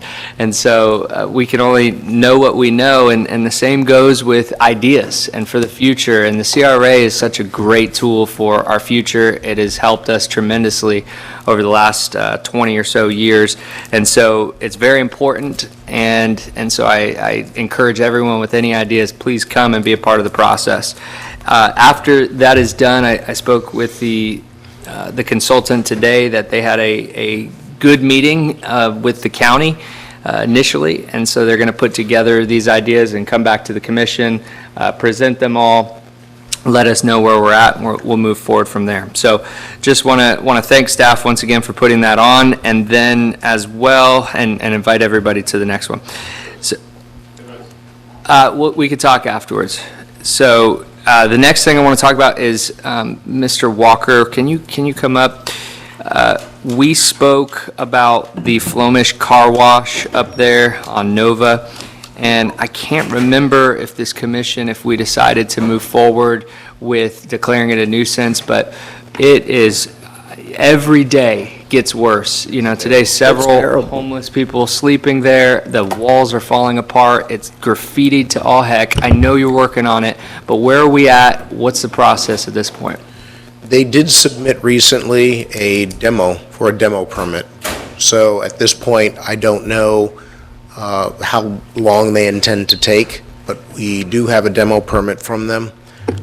So once that is issued, I will see if I can follow up and ask them how long before they actually demo the property. Do we have any teeth with that? Like, you have to do it within X amount of months, or? Are they getting, Permit is are they getting fined? Yes, sir. That's the teeth, is we're finding them on a daily basis, and I've already told $1,000 a them day. they will not get a lien reduction because they already received a lien reduction. So the longer it takes, the more it costs them. I thought we had I thought you said last meeting that they had a demo permit. No. They had, they Or they applied for one, maybe. put in development, what they wanted to develop, right? No, last meeting, The plan. we talked about this, and I thought you said something about a demo. No, we would ask them, we would demo it. We would Oh, is that declare what a it- nuisance I'm good. and go on and demo it and then put it on the lien. Yeah, we had talked, I believe, about bringing it back to the commission to request the ability to demo the property and then put it on their non-ad valorem Okay, tax bill. is that what it was? Okay. Yes, I believe so. So there is a lien on the property. Fees at this point are accumulating at $1,000 a day.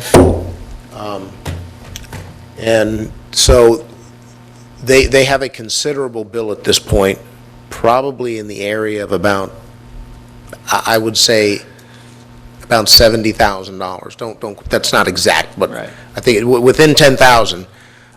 Because I remember when they hit 60,000, and that was a few weeks ago. So they may even be higher than that. This is a case where the property owners are accusing the staff of being unfriendly, even though we've modified the design, we've allowed them to put this on there, we've given them time extensions, we've done everything we possibly can to incentivize to get this project done. And really what they've done is they've decided to build their project in another city, and they've just left this dump behind, which we're not satisfied with. So I have no problem holding the number that they owe us for the lien and hold them accountable for it. Agreed. I hear what you're saying, each day is $1,000, so it's in their best interest to go ahead and do that soon. When can you approve that permit, and can we, I hate to say expedite, because I don't want that, but when you look at public health and safety, this should be a priority. There's not much to approving a demo permit. Okay. The main things that we do, we check to make sure that they have capped off the utilities and that FP&L has pulled power to the building. So I can't say that it hasn't already been issued. It may have already been issued. I would have to check, but I know that it has come in. And if it is still with us, I would be very surprised. But if that is the case, then I would think the only issue with it is a delay in either them showing that they're getting the utilities capped, or that the power company has not pulled the power. But in any case, I will check into it, and if it is still with us, I will push to get it released. I'll stop short of giving you any direction, and this commission won't give you direction, but as long as there's no objection, we can tell Mr. Forte that please have him look into this tomorrow and get this squared away as fast as possible. Is there any objection to that? No, I just had a question. Do we have any problem with environmental issues demolishing that, since it used to be a gas station? My understanding is that all of the tanks that used to be there have been removed. I just don't want to make it worse. I don't want to No, and I think own a problem. I think that was a question back when they were discussing developing the property. I think that issue came up, and an environmental was done. So, and this is going back now well over a year, but I believe that all of that's been taken care of, as far as the tanks and all of them. Great. Well, thank you for your attention to that matter. Thank you, Mr. Walker. Mr. Simpson, we spoke, just so the commission is aware, I spoke with Mr. Simpson about 618 Flomish, and so I want everyone to be on the same page here in speed.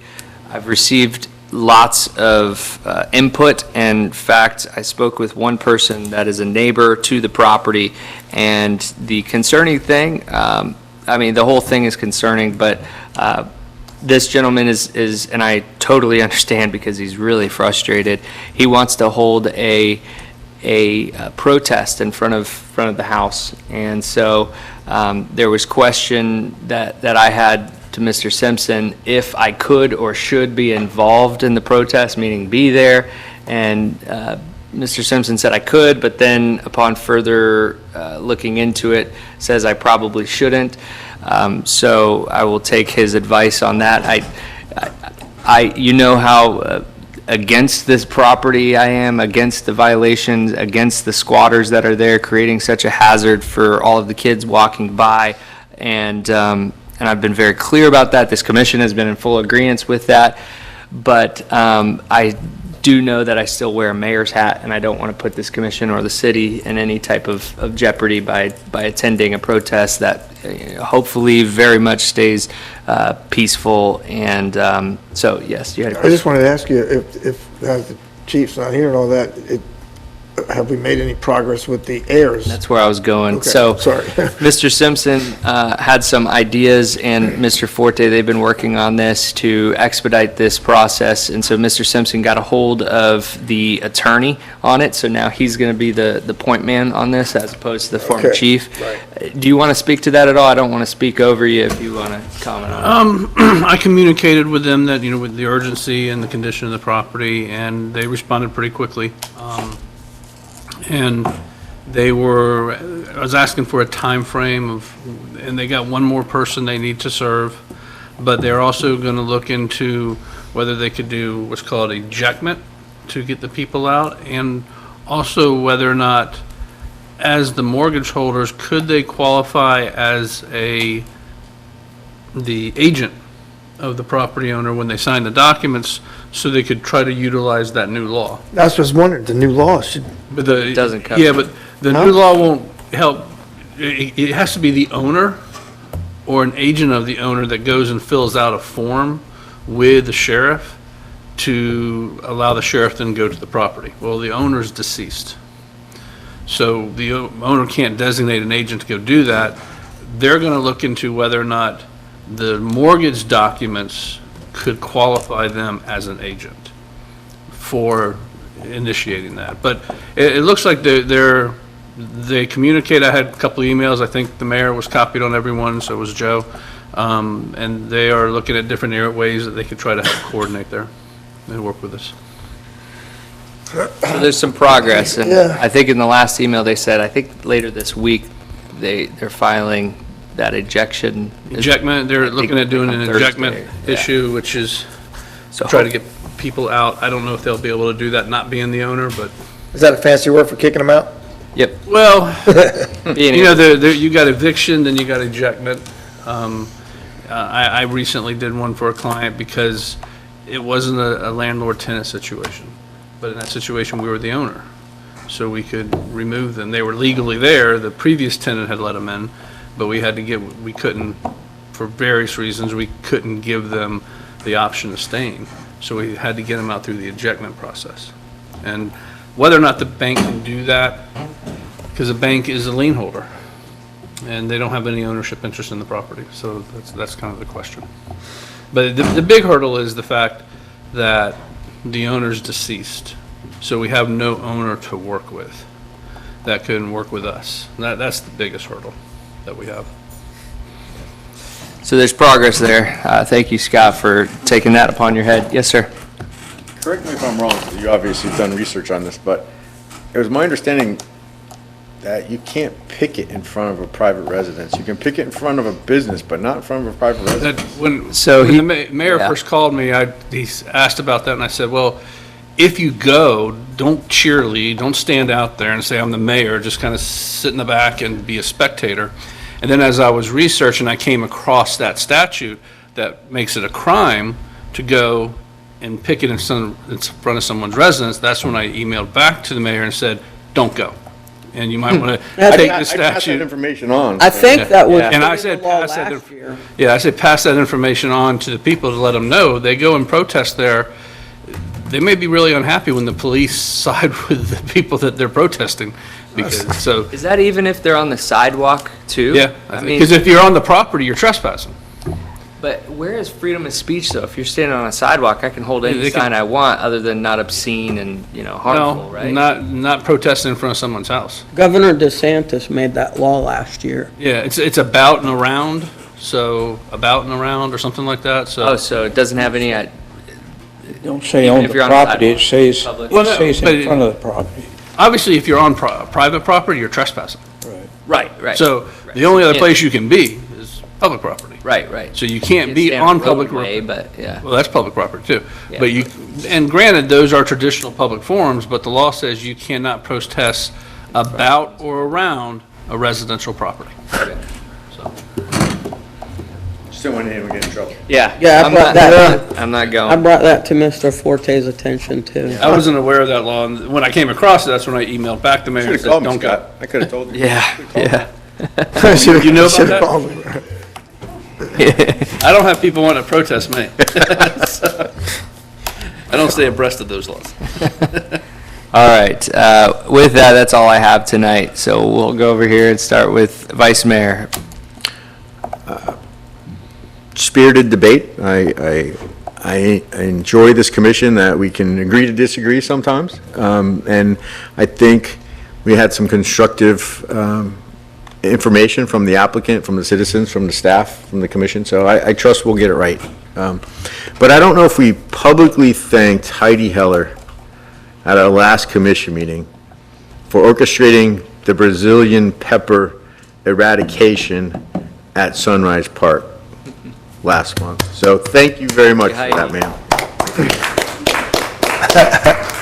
See, I think we could be, what are we, the future fabulous city of No, I Harlandale? corrected her on that tonight. If we get rid of the Brazilian plants, can we be the fabulous? Almost. So that's all I had. I meant to say something, and I think we talked about the pepper remediation, but we didn't give credit where credit's due. So thank you.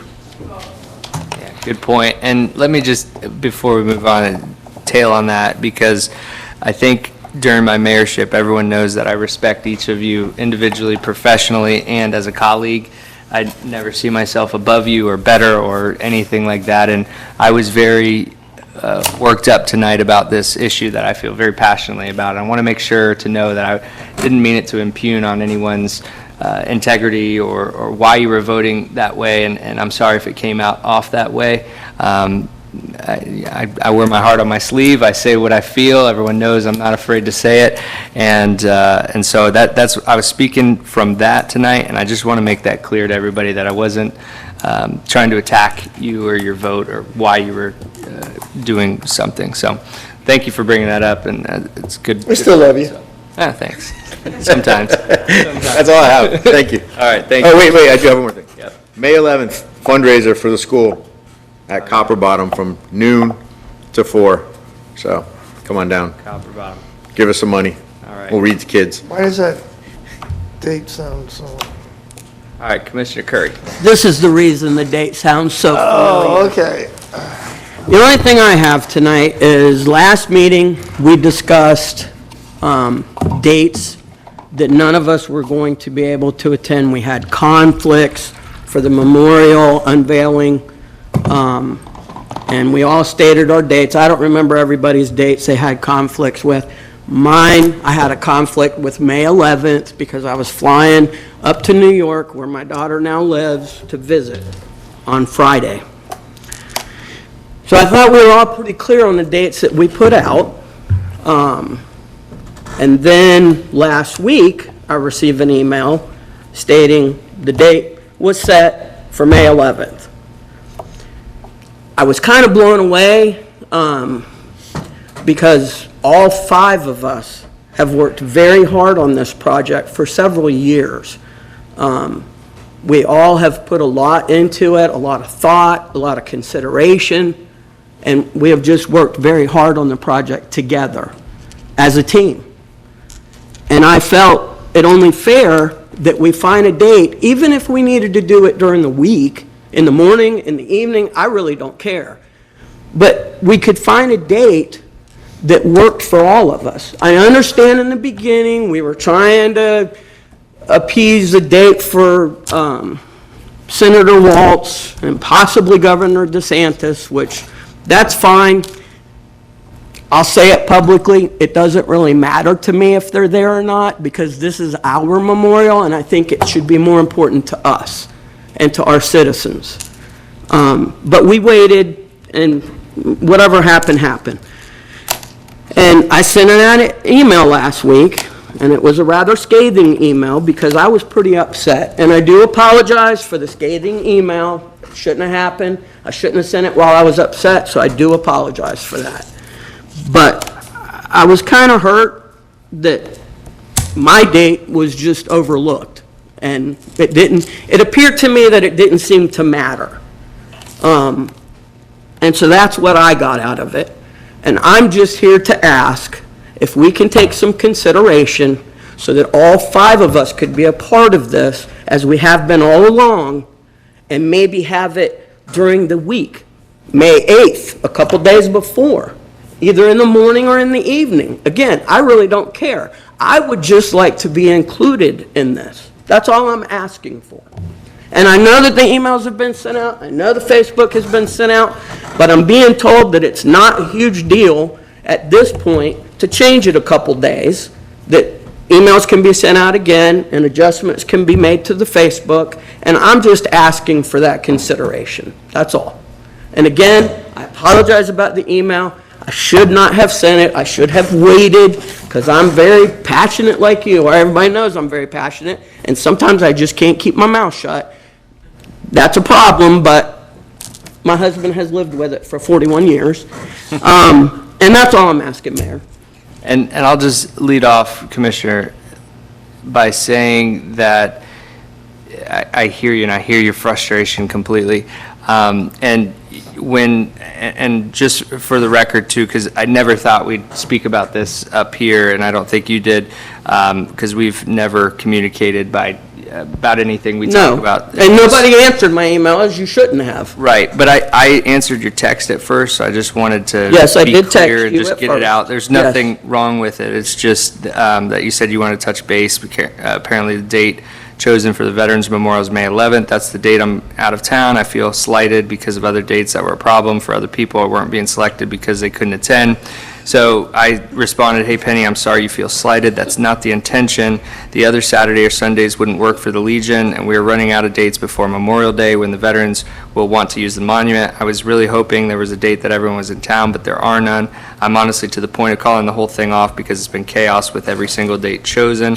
And you said understood. Understood, it is what it is. And the only reason Because I was upset. No, I know, and I just wanted to read that into record, just. That's fine. So there's no conflict because we're not voting, but let me say to you personally that, because Joe and I actually sat across from each other that Monday to look at the dates that he thought for the commission, and so we discussed it, and then that was when we said, and we talked to the American Legion approved the 11th, and we asked them about weekdays. They said that weekends are better for them.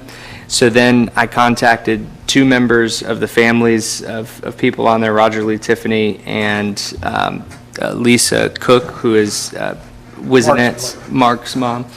And so they were available on that Saturday. They said that Saturday works better for their family. Lisa did. And so from that, we looked at Saturdays, and all of the Saturdays that we have, there's conflict with all of them. And With everybody else. And I voiced my conflict with the 11th. And there's a couple conflicts that Vice Mayor and you are both out on that. So I don't know. So obviously that was out of the question.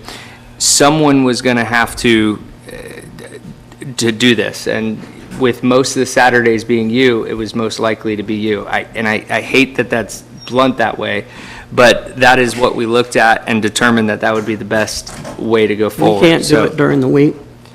So May the 8th is a Wednesday. So when talking to Don Lepore, I wish he was here tonight, said that they want this on the weekend, and it can't be close to Memorial Day, which is the 27th. So the 11th is really the last Saturday beforehand. So, and so the 20th, originally it was the 20th, then the 27th, then the 20th, then I think 4th, we have a couple conflicts, then the 11th and the 18th, we have conflicts, but I think the 18th, there's 2 conflicts. So I only have a conflict on May 11th. weren't you out another Saturday? I'm in Orlando on Memorial Day weekend, but I could drive back from Orlando. I just can't fly back or change my flight. It's already paid for So, on May 11th. Vice Mayor. I hear Commissioner Curry's frustration, and I always try to be a peacemaker. Let's win-win. Let's go away from this with a win-win. And I believe that the people that are responsible for that monument should be in attendance. I believe that the people that are on that monument should be in attendance if possible. The DAV will be out here Memorial Day hosting a celebration for those fallen soldiers. But there are other veterans organizations. The DAV is not available on a weekday. I'm certain there's other organizations that could come out and help us open up dedicate that memorial to the fallen victims on that monument. So I'm not opposed to changing it to a weekday that we can all attend. And if weekdays are difficult for people, Mr. Forte told me this morning, one of you guys came up with the idea, have it in the evening, have it at 6 o'clock, have it at 5:30. And I think the whole idea is to get as many people out there as possible.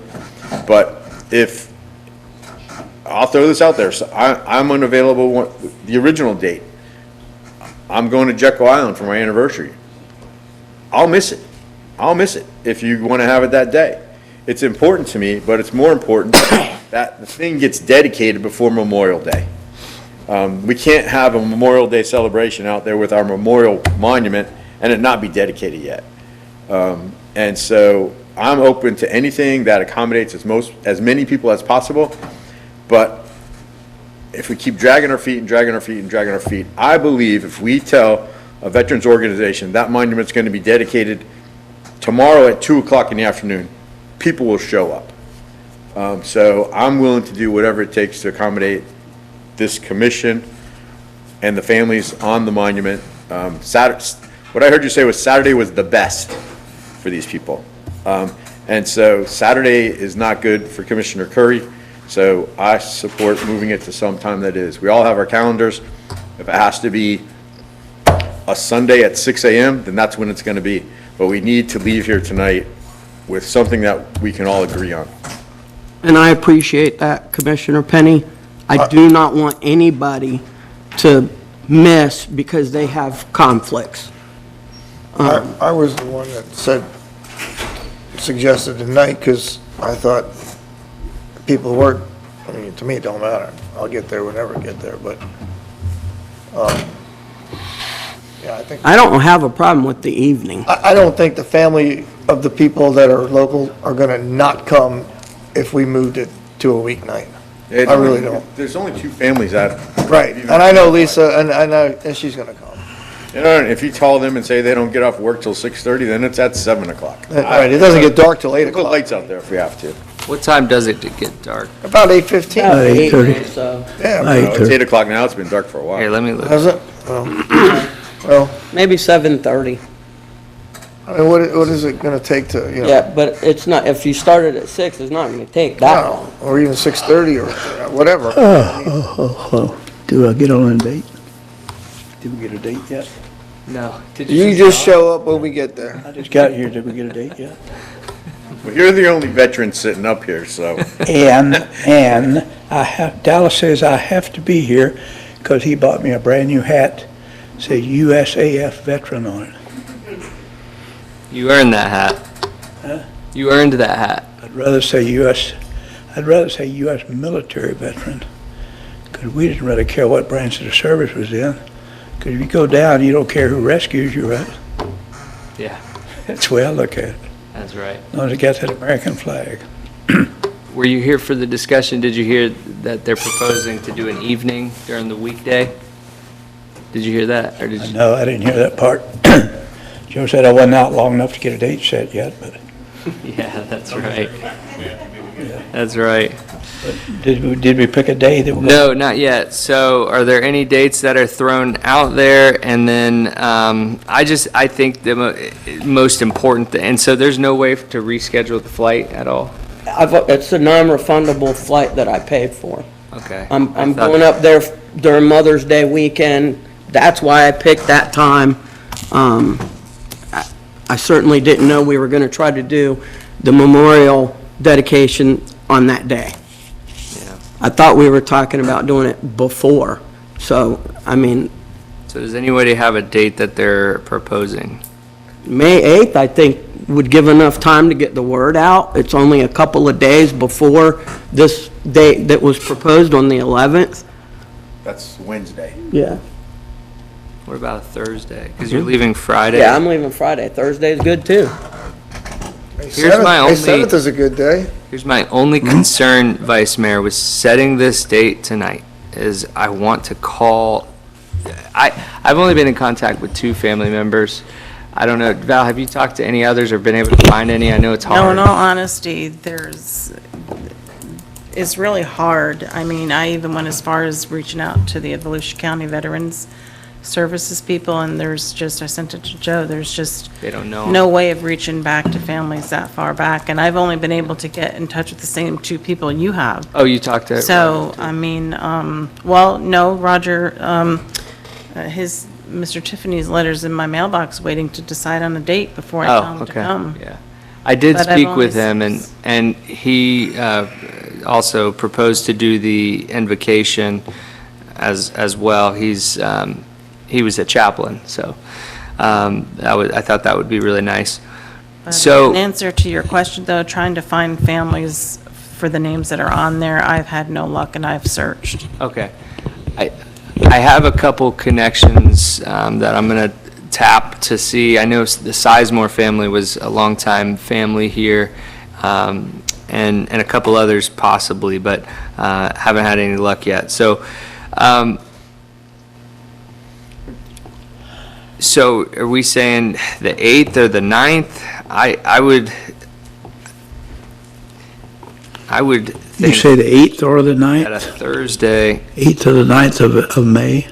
of May. Throw in something? Yes. You know, Mayor, So if we're, I'm your conflict on May the 4th, and I think it's more important that 5 commissioners be there than I be there. So if May the 4th is a date that's accommodating for everyone, I think you should go ahead and consider that Saturday as an option as well. May the 4th? Are you the only conflict? I thought there was a couple. I think I'm the only conflict on May the 4th. well, here's my suggestion. I like May the 8th. It's right before Memorial Day. And I understand your It's concern. right before Mother's Day, you mean? Right before Memorial Day.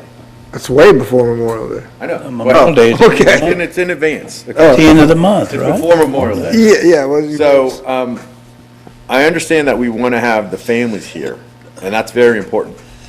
But if they can't come on that Wednesday, let's make sure they come on Memorial Day. And their name is read into the record there during the bigger celebration during Memorial Day. 'Cause there's usually more people here for Memorial Day. And I know everyone thinks there's going to be like standing room only out there, I would hope. But I think there's going to be less people at this dedication than there will be during Memorial Day. And so it'll be dedicated by us, it'll be blessed by us. I want Mr. Forte to be there because honestly, we keep saying we've done all the work. He's done all the work. We just told him to do it. That's true. We told him to do it. It's more his project than it is any one of us individually. I think it's a collective. It is. We should all be but- there. But he's why it's there. And so I want him to be there. I support May 8th at 6:30. And I'm good with that. And I do appreciate, let me just Wednesday put at this out 6:30. there, I appreciate the fact that you guys are reconsidering this and that you're hearing me. I do appreciate it. I'm okay with that too, Chris. Would you say 6:30 or 6? He said 6:30. I said 6:30, but it doesn't really matter. I'm just thinking 6:30. People get off of between 5 and 5:30, they want to go home, take a shower, maybe grab a slice of pizza at Sorrento's on the way into town. Are you open on Wednesday nights? I could be. I can bring the pizza. It No, doesn't you matter. gotta be at the Veterans. I'll bring it with me. It doesn't matter. If that helps. All right, so May 8th, we could say 6 o'clock, and Yeah, start at 6. Let's start at 6. We don't have, deliberately wait 15 minutes for all the late people, you know? start Not at you. 6. No, no. Be there at 5. 5:59. 5 minutes till. All right, 6 o'clock. Does anybody have a conflict with May 8th at 6 o'clock? I do, but I'm clearing it. Yeah, I do too. I coach my kids' Teach a baseball. class at the Y at 6, but we'll cancel it. Yeah, I have to cancel my baseball practice. So Val's going to put it out on a city email, right? Well, it all depends on you guys. All right, let's do May 8th at 6 o'clock. And so, Mr. Forte, if you want to direct staff to change it. And then tomorrow, I will call the Legion and see if we can get them to do it.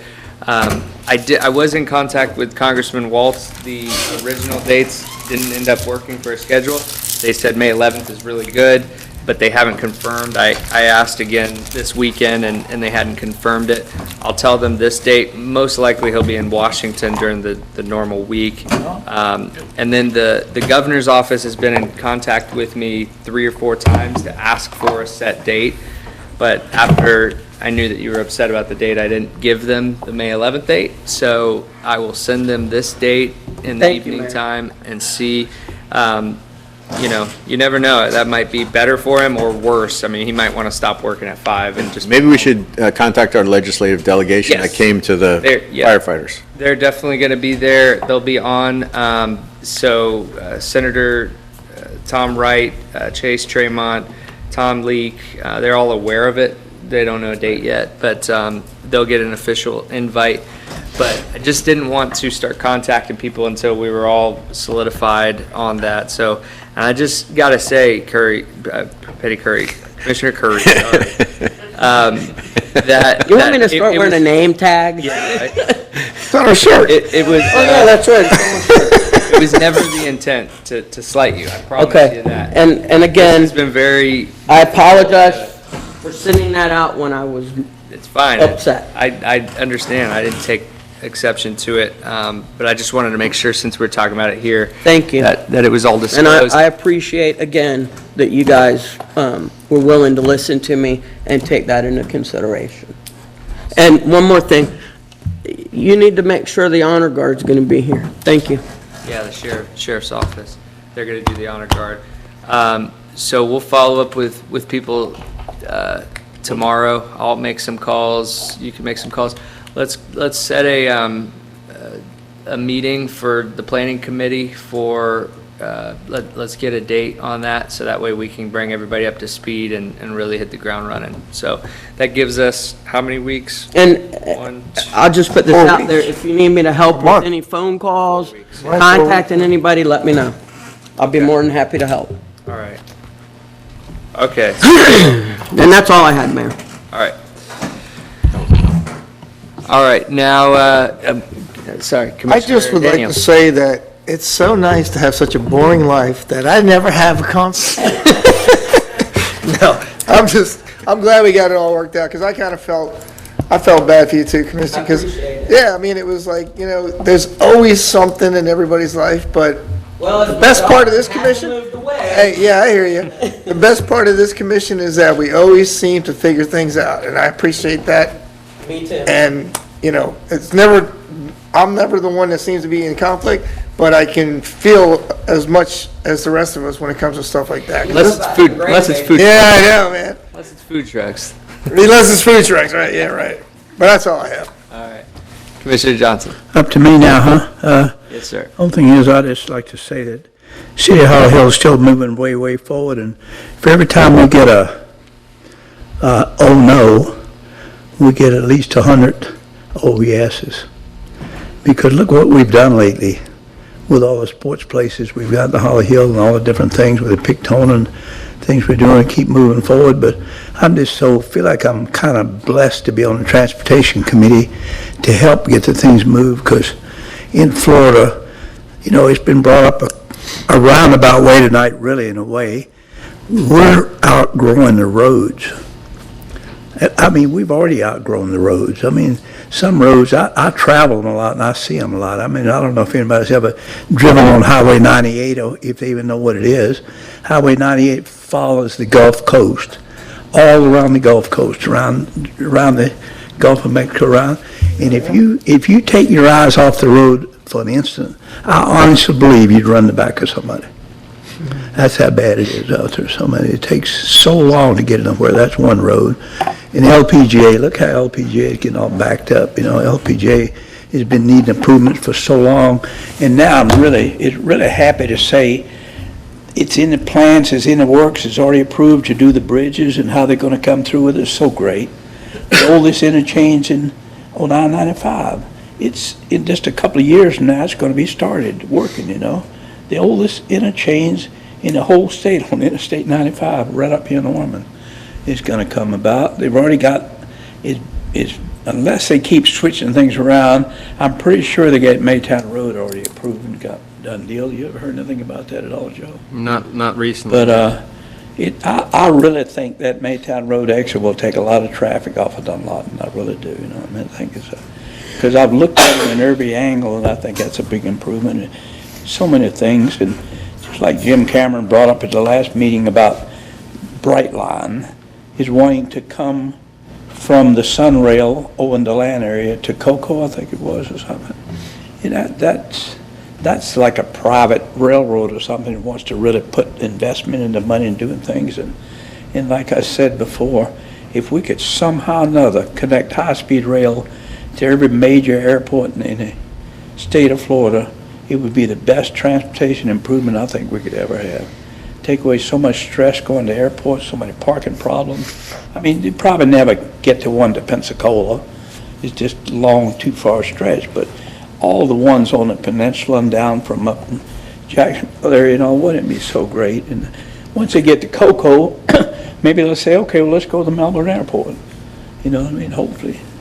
And that's just the way I look at it. I think we've outgrown our transportation, and I think now we're starting to at least realize it enough to do something, you know, good. That's about all I have, I believe, tonight. All right. Thank you. Yes, Vice Mayor. So now that we don't have a dedication on May 11th, I'll tell you something else that's going on May 11th in the morning. It's our school. We have I think only 2 fishing clubs. Our school has a fishing club. There's 2 in Volusia County, and our school's one of them.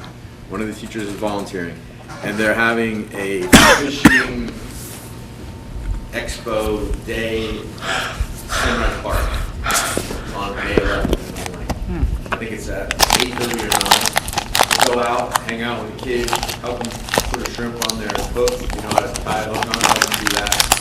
And then when you finish up there, you go down to the copper box, give them some money so we can help the kids learn how to read. Teach them how to fish and how to read. How much is it? $75 at the copper box. Oh, 20. I'll try Well, you could give 75. You could give 75. I'll try to remember. 25 is not bad. I could afford that. Yeah. Yeah. Don't you get how to read? All right.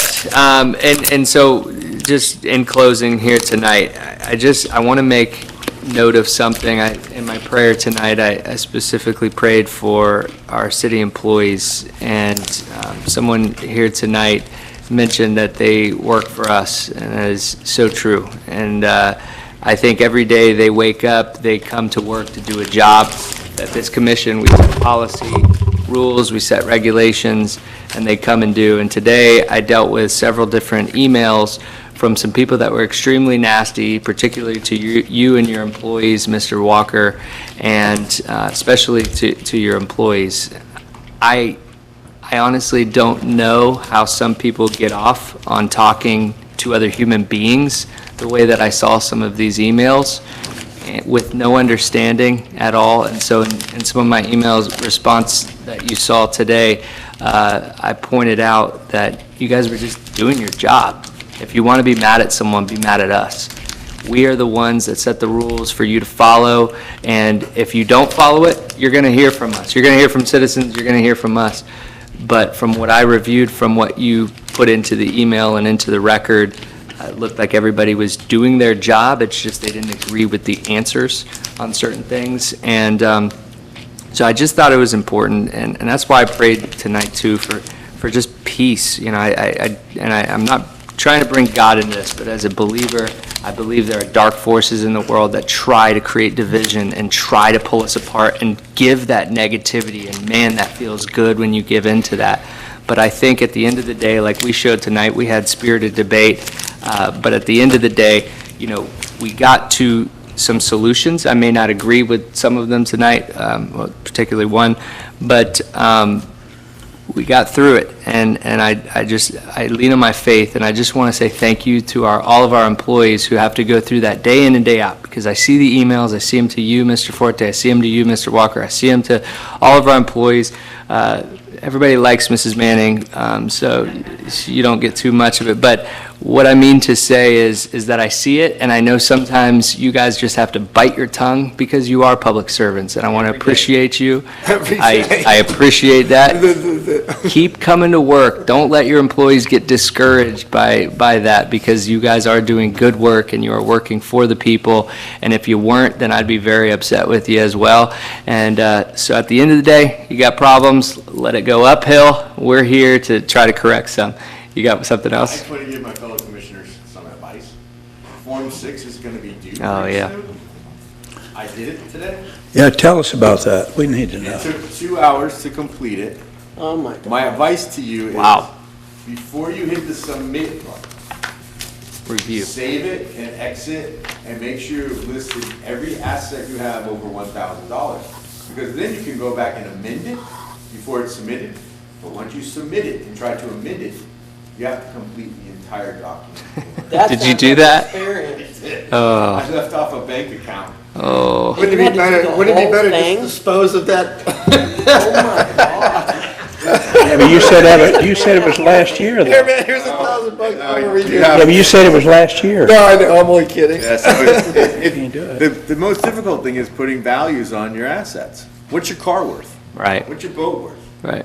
You know how I am about my What are car. your bicycles? If you have a bicycle worth more than $1,000, you gotta disclose that. I mean, it's just crazy how deep it goes. And I spent a lot of time before I started thinking of making notes. I got, a South Trust, a Sun Trust, or this or that, Wells Fargo, and I got Sounds them like you all. just got And I too hit- many I hit- assets. I hit the enter button, and then I was like, I gave it to Val, and I was like, oh, dang nabbit, Val, I forgot a bank account. Oh, I think you can amend it. Oh, yeah, you can amend it, but you have to do the whole thing all over again. Another 2 I hours. finally have an advantage being poor. So. Here, here. Probably don't have as many as you. So Hey, John, I know what my truck's worth. Yeah, because you just bought it. And I haven't got to use it. Oh, man. All right, is there any further business before this commission? And then I couldn't use it. Seeing none, this meeting is adjourned. Joseph?